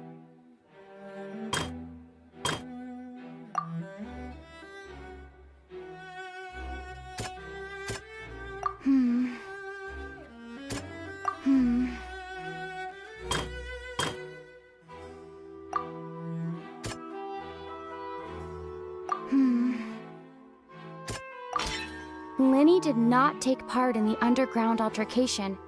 He only witnessed traces of the aftermath. Attention! Ace Detective Paimon has something to say! When the countdown started, Linney did indeed go into the tunnel. But he immediately used a vent to access the Opera House basement, which is where the underground core of the Oratrice is stored. Once he reached that area, he heard a voice in what should have been an empty room. Since he felt something was amiss, he returned immediately. The crime scene had already developed by the time he reached the tunnel again, and in order to complete the magic trick, he did not remain there for any length of time. Finally, he reached the surface, and that was when the accident happened from his point of view. Therefore, he's innocent!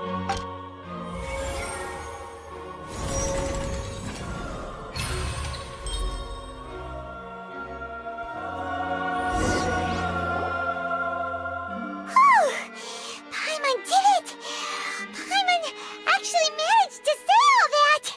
Oh, wasn't it awesome? In other words, you believe that he knew nothing of the incident? That's right!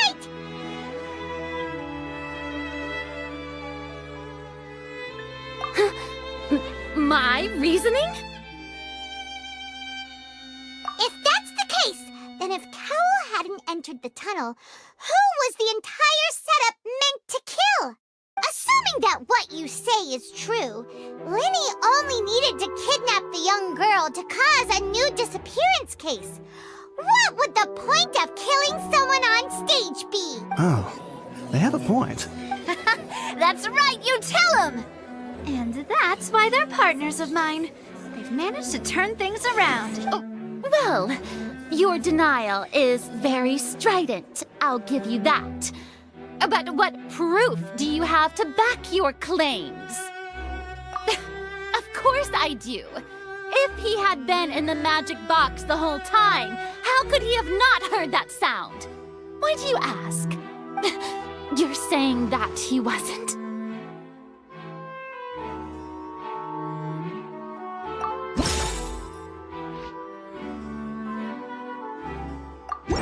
Are you sure we don't need to give this more thought? Paimon thinks there's something off here.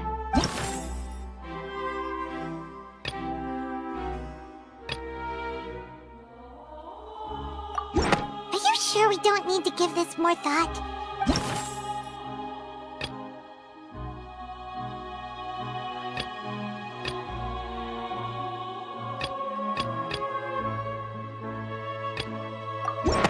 That's right! Linny wasn't in the box or in the tunnel. That's why he didn't hear anything strange during the performance. This means that when the crime happened, Linny had already entered the basement via the vent. The same clue you used to disprove his alibi has now become the best proof! How do you like that? Well played. To think you'd use such logic. Well then, if it wasn't Linny who committed the crimes, then who was it?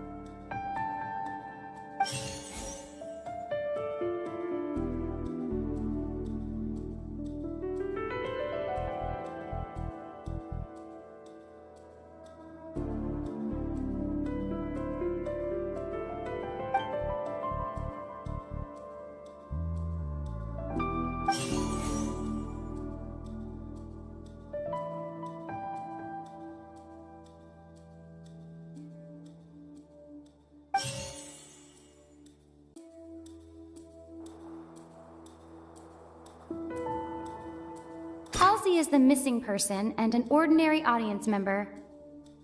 Or did she have her own scheme all along?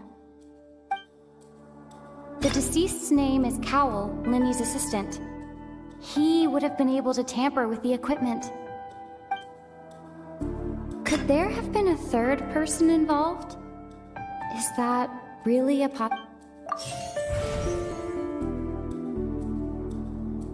Halsey is the missing person and an ordinary... The deceased's name is Cowell.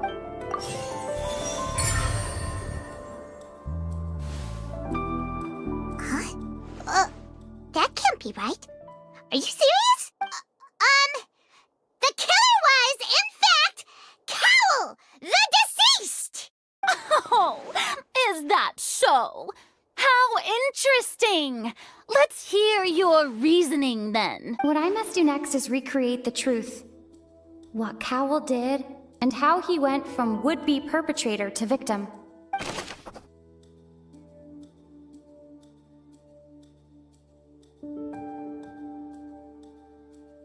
No one one entered or left the opera house through its entrances. So, where would the criminal have wanted to take Halsey?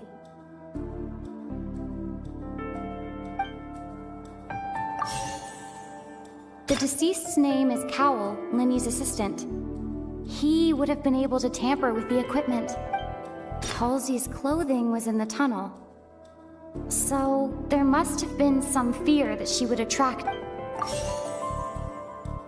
The sound we heard may have come from a clash between the missing Halsey and the criminal. Linny was not in the tunnel at that moment, which gave our criminal ample time. It would have been tough for both people to fit into that vent. They would likely have bumped into Linny as well.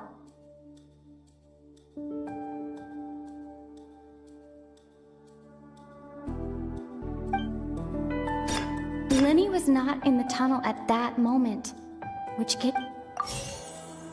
No one entered or left the opera... Halsey's clothing... The deceased's name is Cowell, Linny's... Halsey's clothing... The deceased's name is Cowell.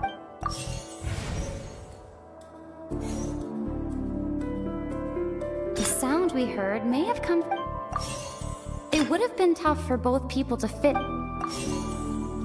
Halsey's clothing...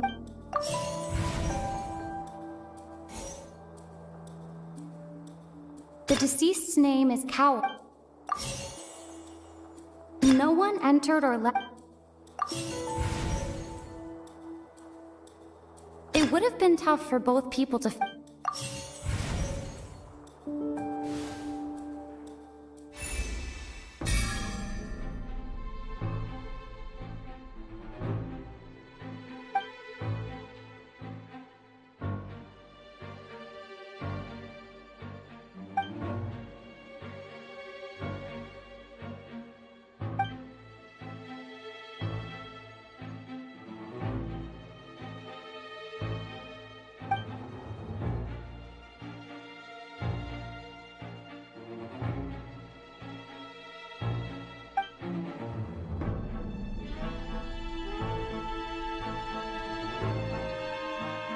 What's wrong, Traveler? Are you still having trouble figuring things out?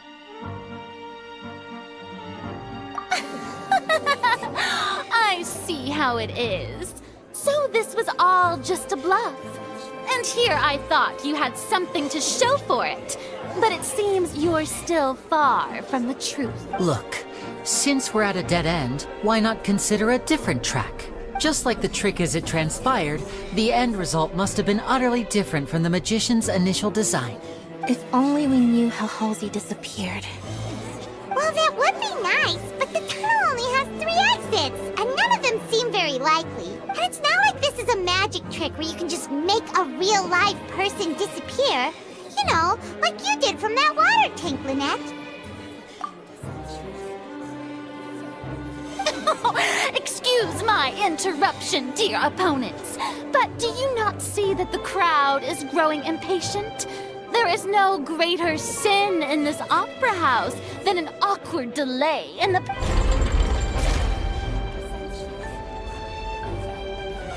If the defense is unable to make further effective arguments, we will move on to the next stage of the trial.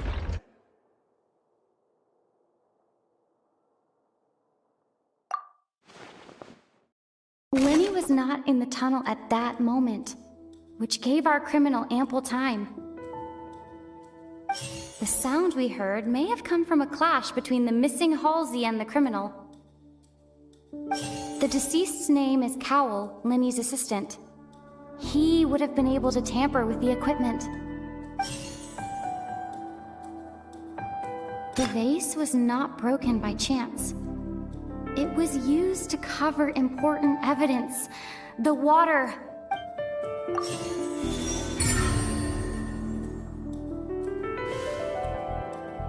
Oh! Paimon gets it!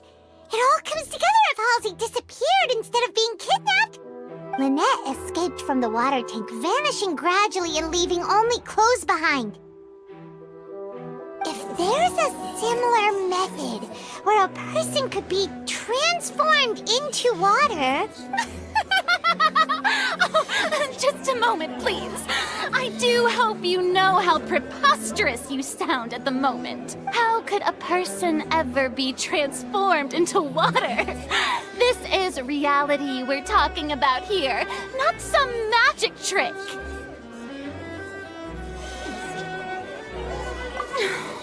Must we really? I should think that of anyone. Your friend Linny already knows this truth very well. Magic tricks are ultimately just illusions and misdirection. But Halsey's disappearance is very real. We're talking about two completely different things. Even so, I trust the Traveler's judgment. The truth must be out there somewhere.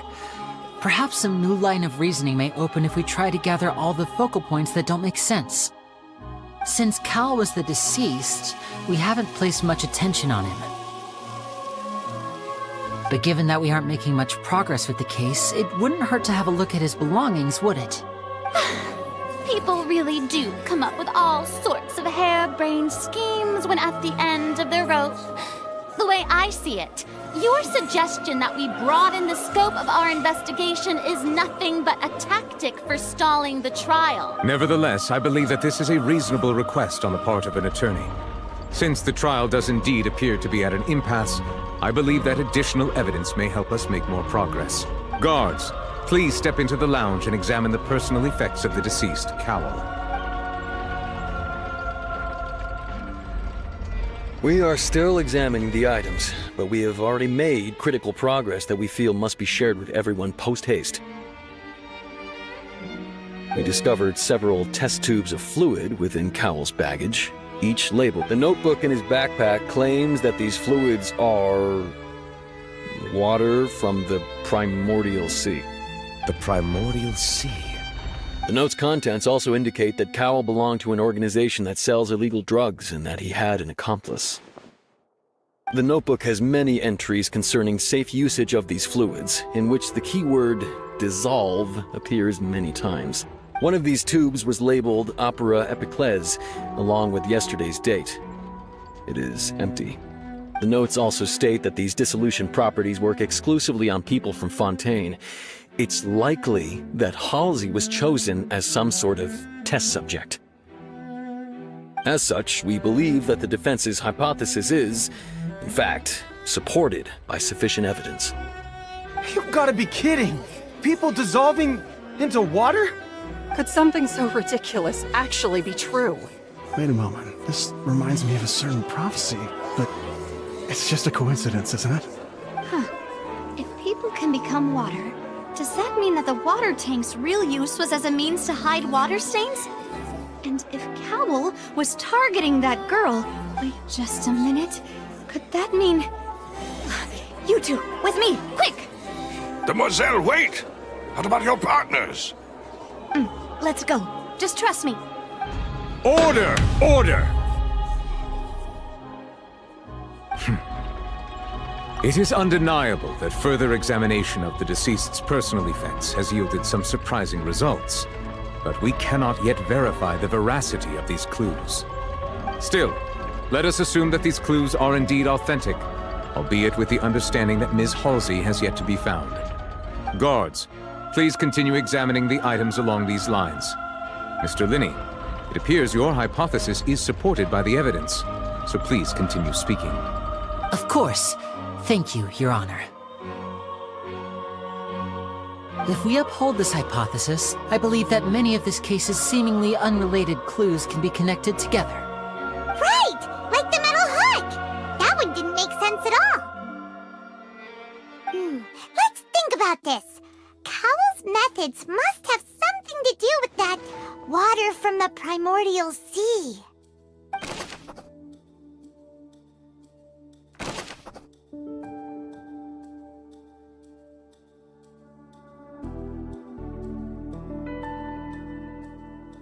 The rope that strung the water tank up was lit by the fireworks and cut. As such, the focus here is on the water and not the tank. The deceased's name is Cowell, Linny's assistant.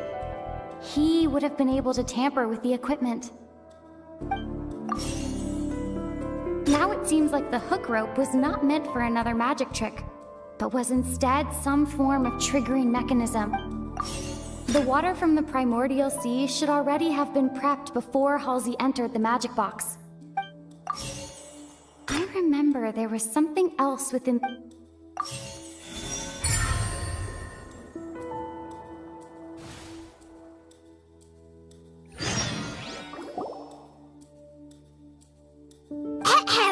It's Ace Detective Paimon's time to shine again!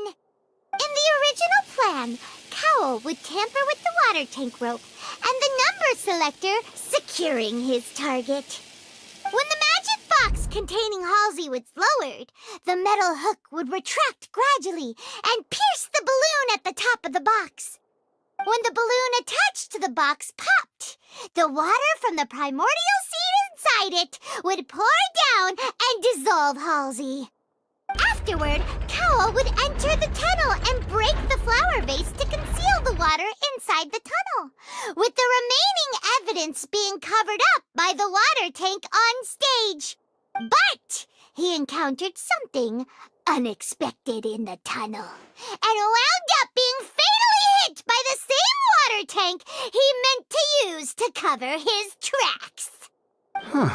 That does make sense. That actually links together a lot of the more confusing pieces of evidence.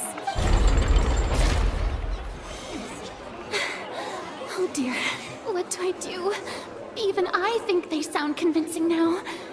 Have I falsely accused an innocent person? What a humiliation. Now, it seems like the only point of contention remaining is the exact circumstances that led to Cowl's death. His notes mentioned he had an accomplice who could be related to the situation. On that note, the guards have just contacted me indicating that they uncovered new evidence. I shall now invite him on stage to share it with us.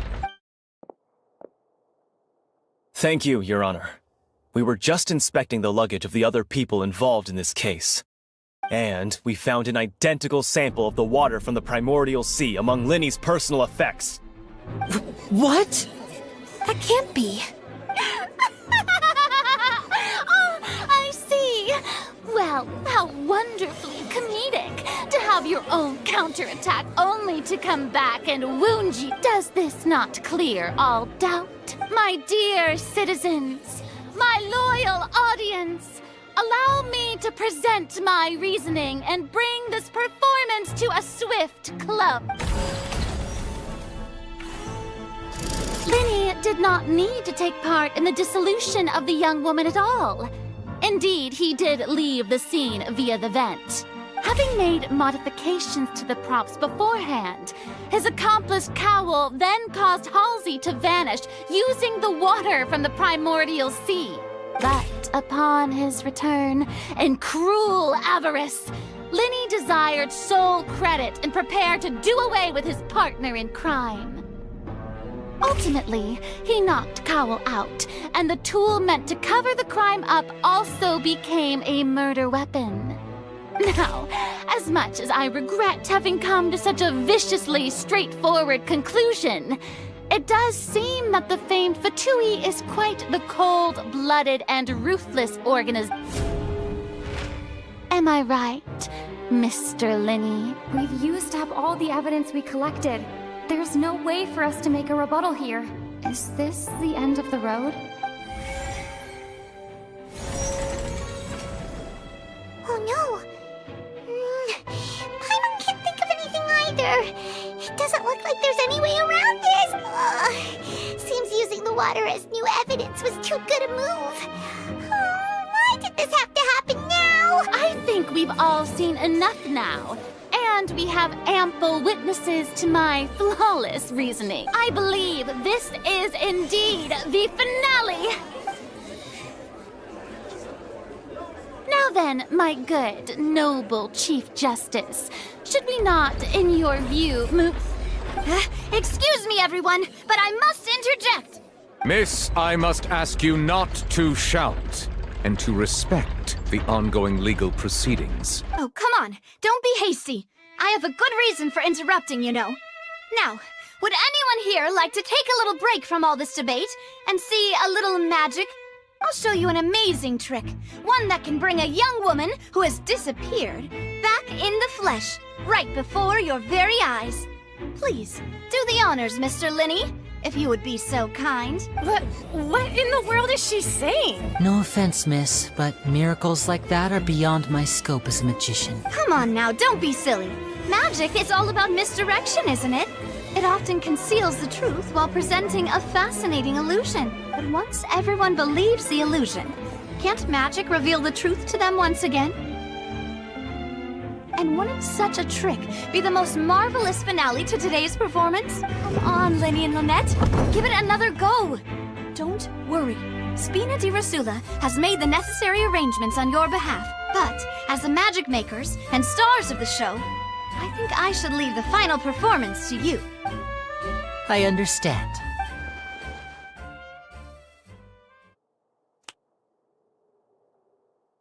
And voila!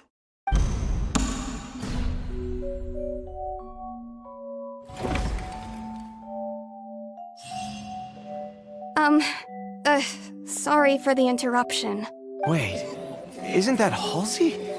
So the whole thing about people dissolving wasn't true after all? To be clear, I'm only here because this person told me that if I testified, the merit of doing so would lessen my sentence.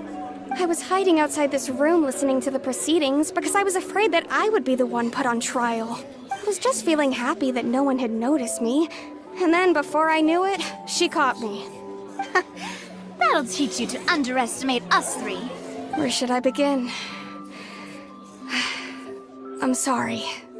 I'm the one who killed Cowell. I admit it. What? Why? Firstly, my name isn't Halsey. It's Lillian, and I'm originally from Mondstadt.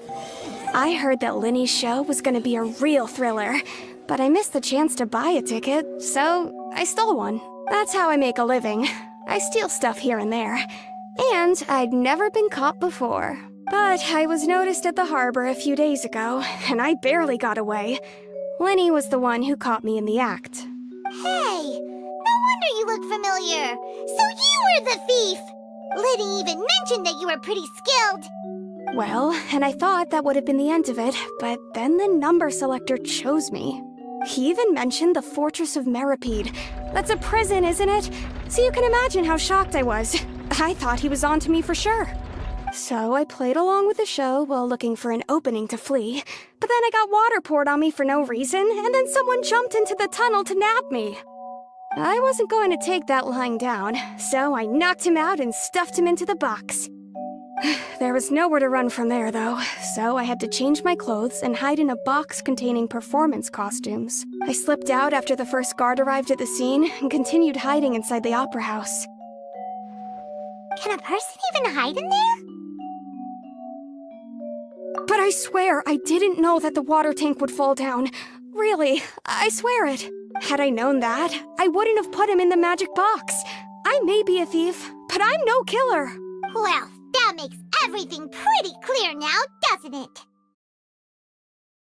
This time, we need to tell the entire story from Lillian's perspective.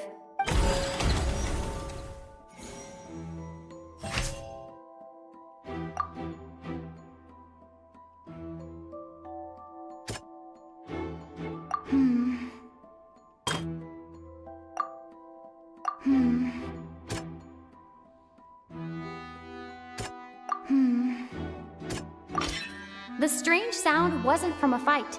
It was Lillian's attempt to break out when she was frightened.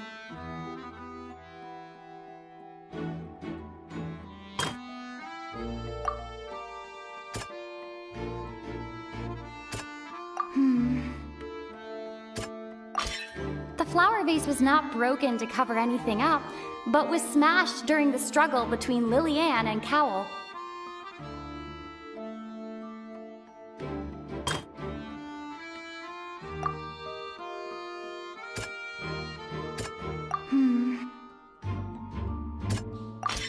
Lillian was afraid that she would be recognized if she left, so she changed clothes and hid, biding her time. Just what one might expect of an experienced thief.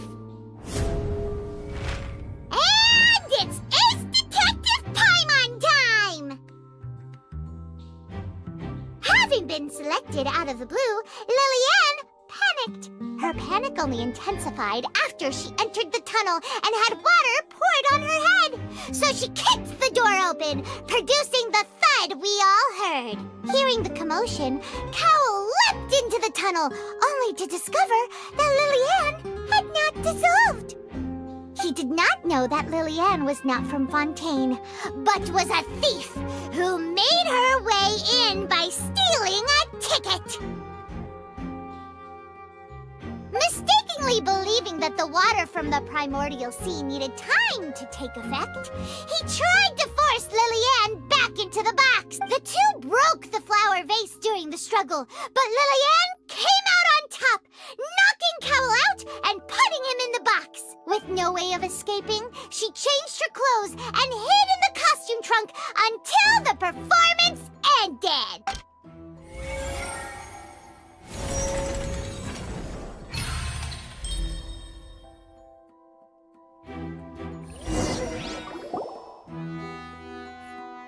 She knew that she would have to go through guard inspection if she tried to leave afterward. So, she has been trapped in the Opera House these last 2 days. She had already become desperately hungry by the time we were chatting over macarons. So, she swiped 2 of them right under our noses. Talk about a sneaky thief. At this point, all the events that happened in the tunnel have now come to light. Ah, so that's the whole story. Bravo! Bravo!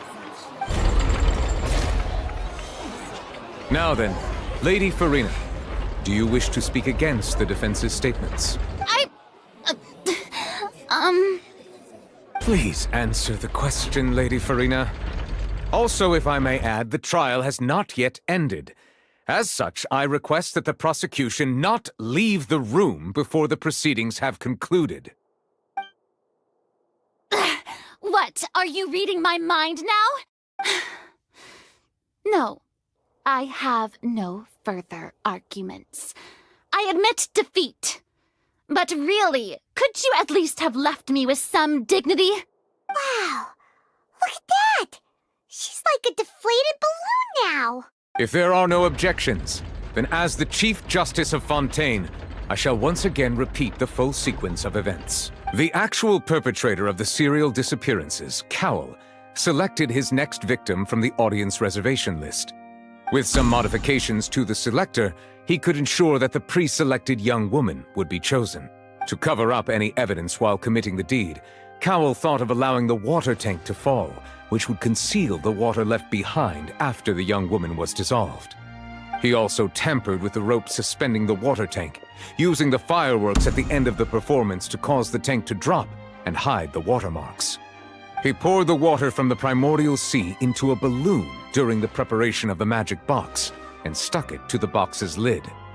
Finally, he passed the prepared hook on a rope through the gap in the magic box's door when bringing the young woman to said box.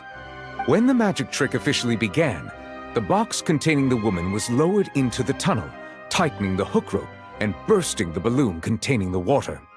If all had gone to plan, the young woman would be dissolved at this time. However, Lillian was not from Fontaine and thus fled the box with a loud noise. Realizing that there was trouble, Cowl entered the tunnel and met Lillian. Thinking that the waters had not yet taken effect, he decided to proceed. However, his opponent was more capable than he thought, and he was overcome, knocked unconscious, and placed into the magic box, and thus became his own final victim. Lillian, according to her own statements, then changed clothes and hid until the performance ended, before hiding in other parts of the opera house. As for Linny, he was in the underground structures within the opera house, and was thus ignorant of these happenings. From this reconstruction of events, we can conclude that Linny, the accused, is in fact innocent. While there is much in Linny and Lillian's conduct that should still be investigated separately, this case, at least, can be handed over to the Oratrice to make the final decision.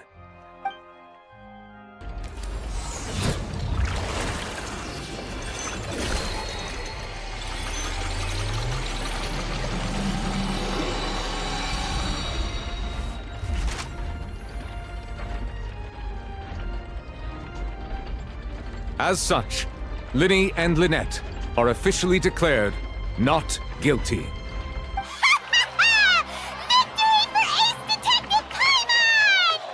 Great work, partners. Thank you all. Thank you so much. Next, I think we deserve an explanation, Guard Vaughn. How did you find the water from the primordial sea in Linny's baggage? Right! Your discovery caused me to make a serious mistake, you know. Or was that not a discovery, but false evidence that you dared to bring before this court? I suspect that the accomplice mentioned in Cowell's notes was not Linny, but you, yes? I'm sure you know what you must do to lessen your sentence. Speak quickly! Unless you want to earn yourself a one-way ticket to Coupon Town. I was just following orders. We were supposed to place blame for the serial disappearances onto Linny, and thus cause suspicion to fall on the Fatui. The higher-ups said this was the best opportunity to do so. And now that your plan has fallen through, and the secrets of the water have been revealed, you have become a liability to said higher-ups, yes? Therefore, you would be wise to tell everything you know, and seek the protection of the guards. Yes, I'll tell you everything I know. Our boss discovered that the water can cause people to dissolve. It can also be made into a potion, which when extremely diluted, can cause people to experience unforgettable exhilaration. We've been in this business for a while now, and have made decent more off it. The disappearances were also the boss's idea. I mean, this is the boss we're talking about. The...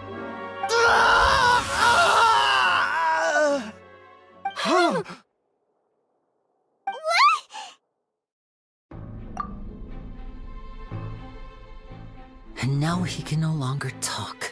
Such ruthlessness. I shouldn't have expected any less of them. An outrageous act. All present, please submit to inspection immediately.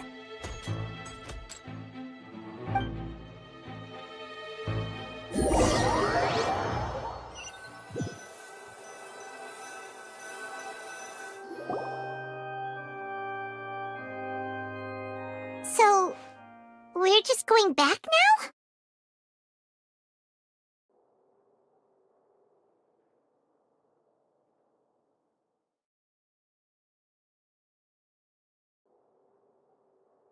That's true, but... Traveler, Paimon!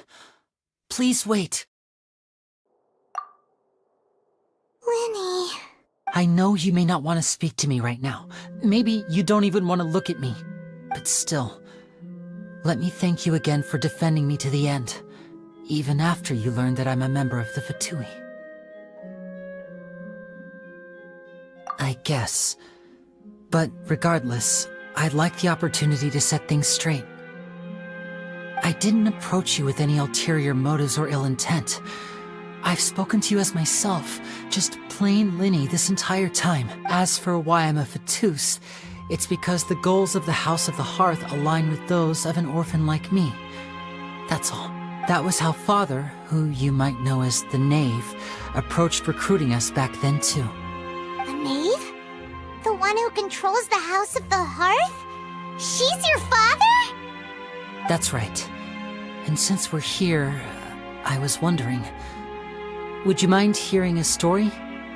It's about my past. Back when our parents first died, Lynette and I were left wandering the streets. To survive, I took to surreptitiously observing an older street performer who did magic. It took me several days to figure out how he pulled off his amazing tricks. I took my sister through several streets until we found a crowded corner, and we began to perform magic tricks there. To my surprise, we proved to be pretty popular, and we could at least stop worrying about where our next meal would come from for a time. But I didn't want my sister to remain a street rat together with me forever.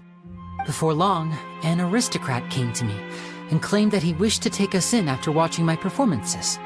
So you went from orphans to nobility just like that? That was how we felt at first too.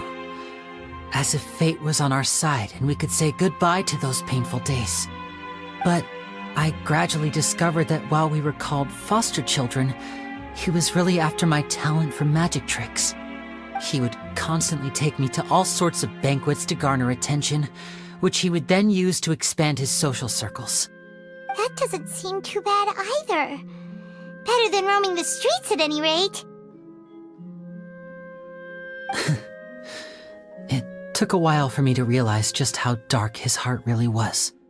After one particular performance at a banquet, I discovered that Lynette was not on the same return vehicle as me. I waited a long time after we returned home, but she did not come back.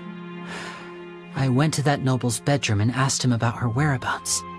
The answer he gave me was, she caught the eye of the most eminent person at the banquet, so I sent her over as a gift. I mean, you'll be able to perform your magic regardless of who your assistant is, yes? Oh no. So he was gonna... But wouldn't Fontaine's laws deal with such people? As far as outsiders are concerned, this is a relationship akin to adoption or foster care, and they have their ways of escaping the eye of the law. I managed to ferret out the location of the mansion of that so-called eminent person and hurried through the night. But by the time I leaped over the walls, avoided the guards, and made my way in, all I saw was the moonlit ground covered in blood, and the knave standing there in the darkness. So, she'd already taken care of that guy. That's right. She had rescued my sister before she could come to any harm, and had even discovered several girls hidden in a basement, all of them orphans. Father, the knave, might have seen something in me, and so she made me an offer. The House of the Hearth welcomes you, for your interests align with ours. Here, none will ever betray you. Indeed, betrayal shall never be permitted here. I was hesitant to trust her. I had just been betrayed by nobles. But she was also quick to destroy the noble who had taken us in at first, giving us back our freedom. Oh, so that's how the two of you joined the House of the Hearth. She has her own plans. She has gained permission from the Tsaritsa to first use the Gnosis' power once she obtains it. She plans to use it to find a way to break the prophecy and save Fontaine. So, she believes in that prophecy too? That's right. The whole House of the Hearth is currently working to combat that crisis. Today's case has also proven that people from Fontaine can indeed dissolve into some sort of water, thus further supporting the prophecy. All of us house members here, Lady Arlecchino herself included, are from Fontaine. We won't give up on defending our homeland. To us orphans, the only connection we have left to this world, apart from our family, is our homeland. So, from small deeds like distributing magic pockets to huge schemes like stealing a Gnosis, everything is aimed at dealing with that prophecy. It's all right. I understand. The only thing I can do is relate all this to you. I just hope you can understand that even as a member of the House, I have never stopped making my own decisions, and that I believe what I'm doing is right. If you should need anything at all in the future, feel free to find me. I will do my best to help you, as plain Linny.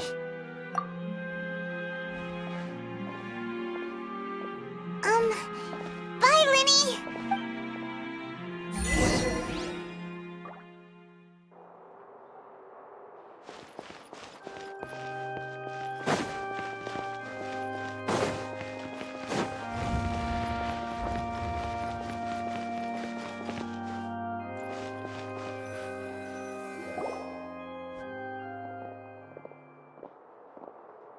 Hey there!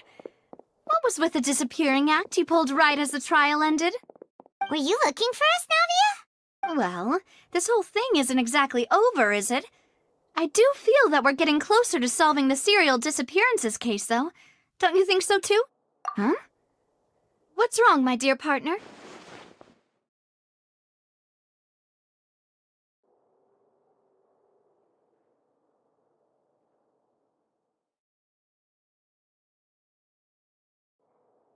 Besides, are you sure we're the ones who can crack a case that's been cold for decades now? And given that there's new evidence from the trial, there should be a trail of breadcrumbs for the Hydro Archon's people to follow now. Ah. I see. Well, I won't lie. I'm a little shocked to hear that from you. But I suppose you are just travelers who have only arrived in Fontaine after all. Sorry, I might have been too presumptuous. Don't say that, Navia. Ah, and we were having so much fun investigating with you, too. It was like having new waters flowing into a stagnant mire, causing new hope to spring forth, and the reflection in the murk to become clearer. Sorry about that. I'm a bit prone to nostalgia. Don't mind me. Wait, shall we have a farewell meal? You know, to commemorate our time as partners? Huh? Do we really need to get that formal? Well, guess you really did treat us as partners, huh? Well, I just like to have a proper ending to every important memory. That way there are no regrets later. Anyway, it would just be a meal, so it shouldn't take up too much of your time. You don't have to twist Paimon's arm. If Boss Navia's treating, count Paimon in! Oh, wonderful. In that case, why don't we return to the court of Fontaine and head to the Hotel de Boer? I believe we'll make it just in time for dinner. All right, then. Let's have our farewell meal.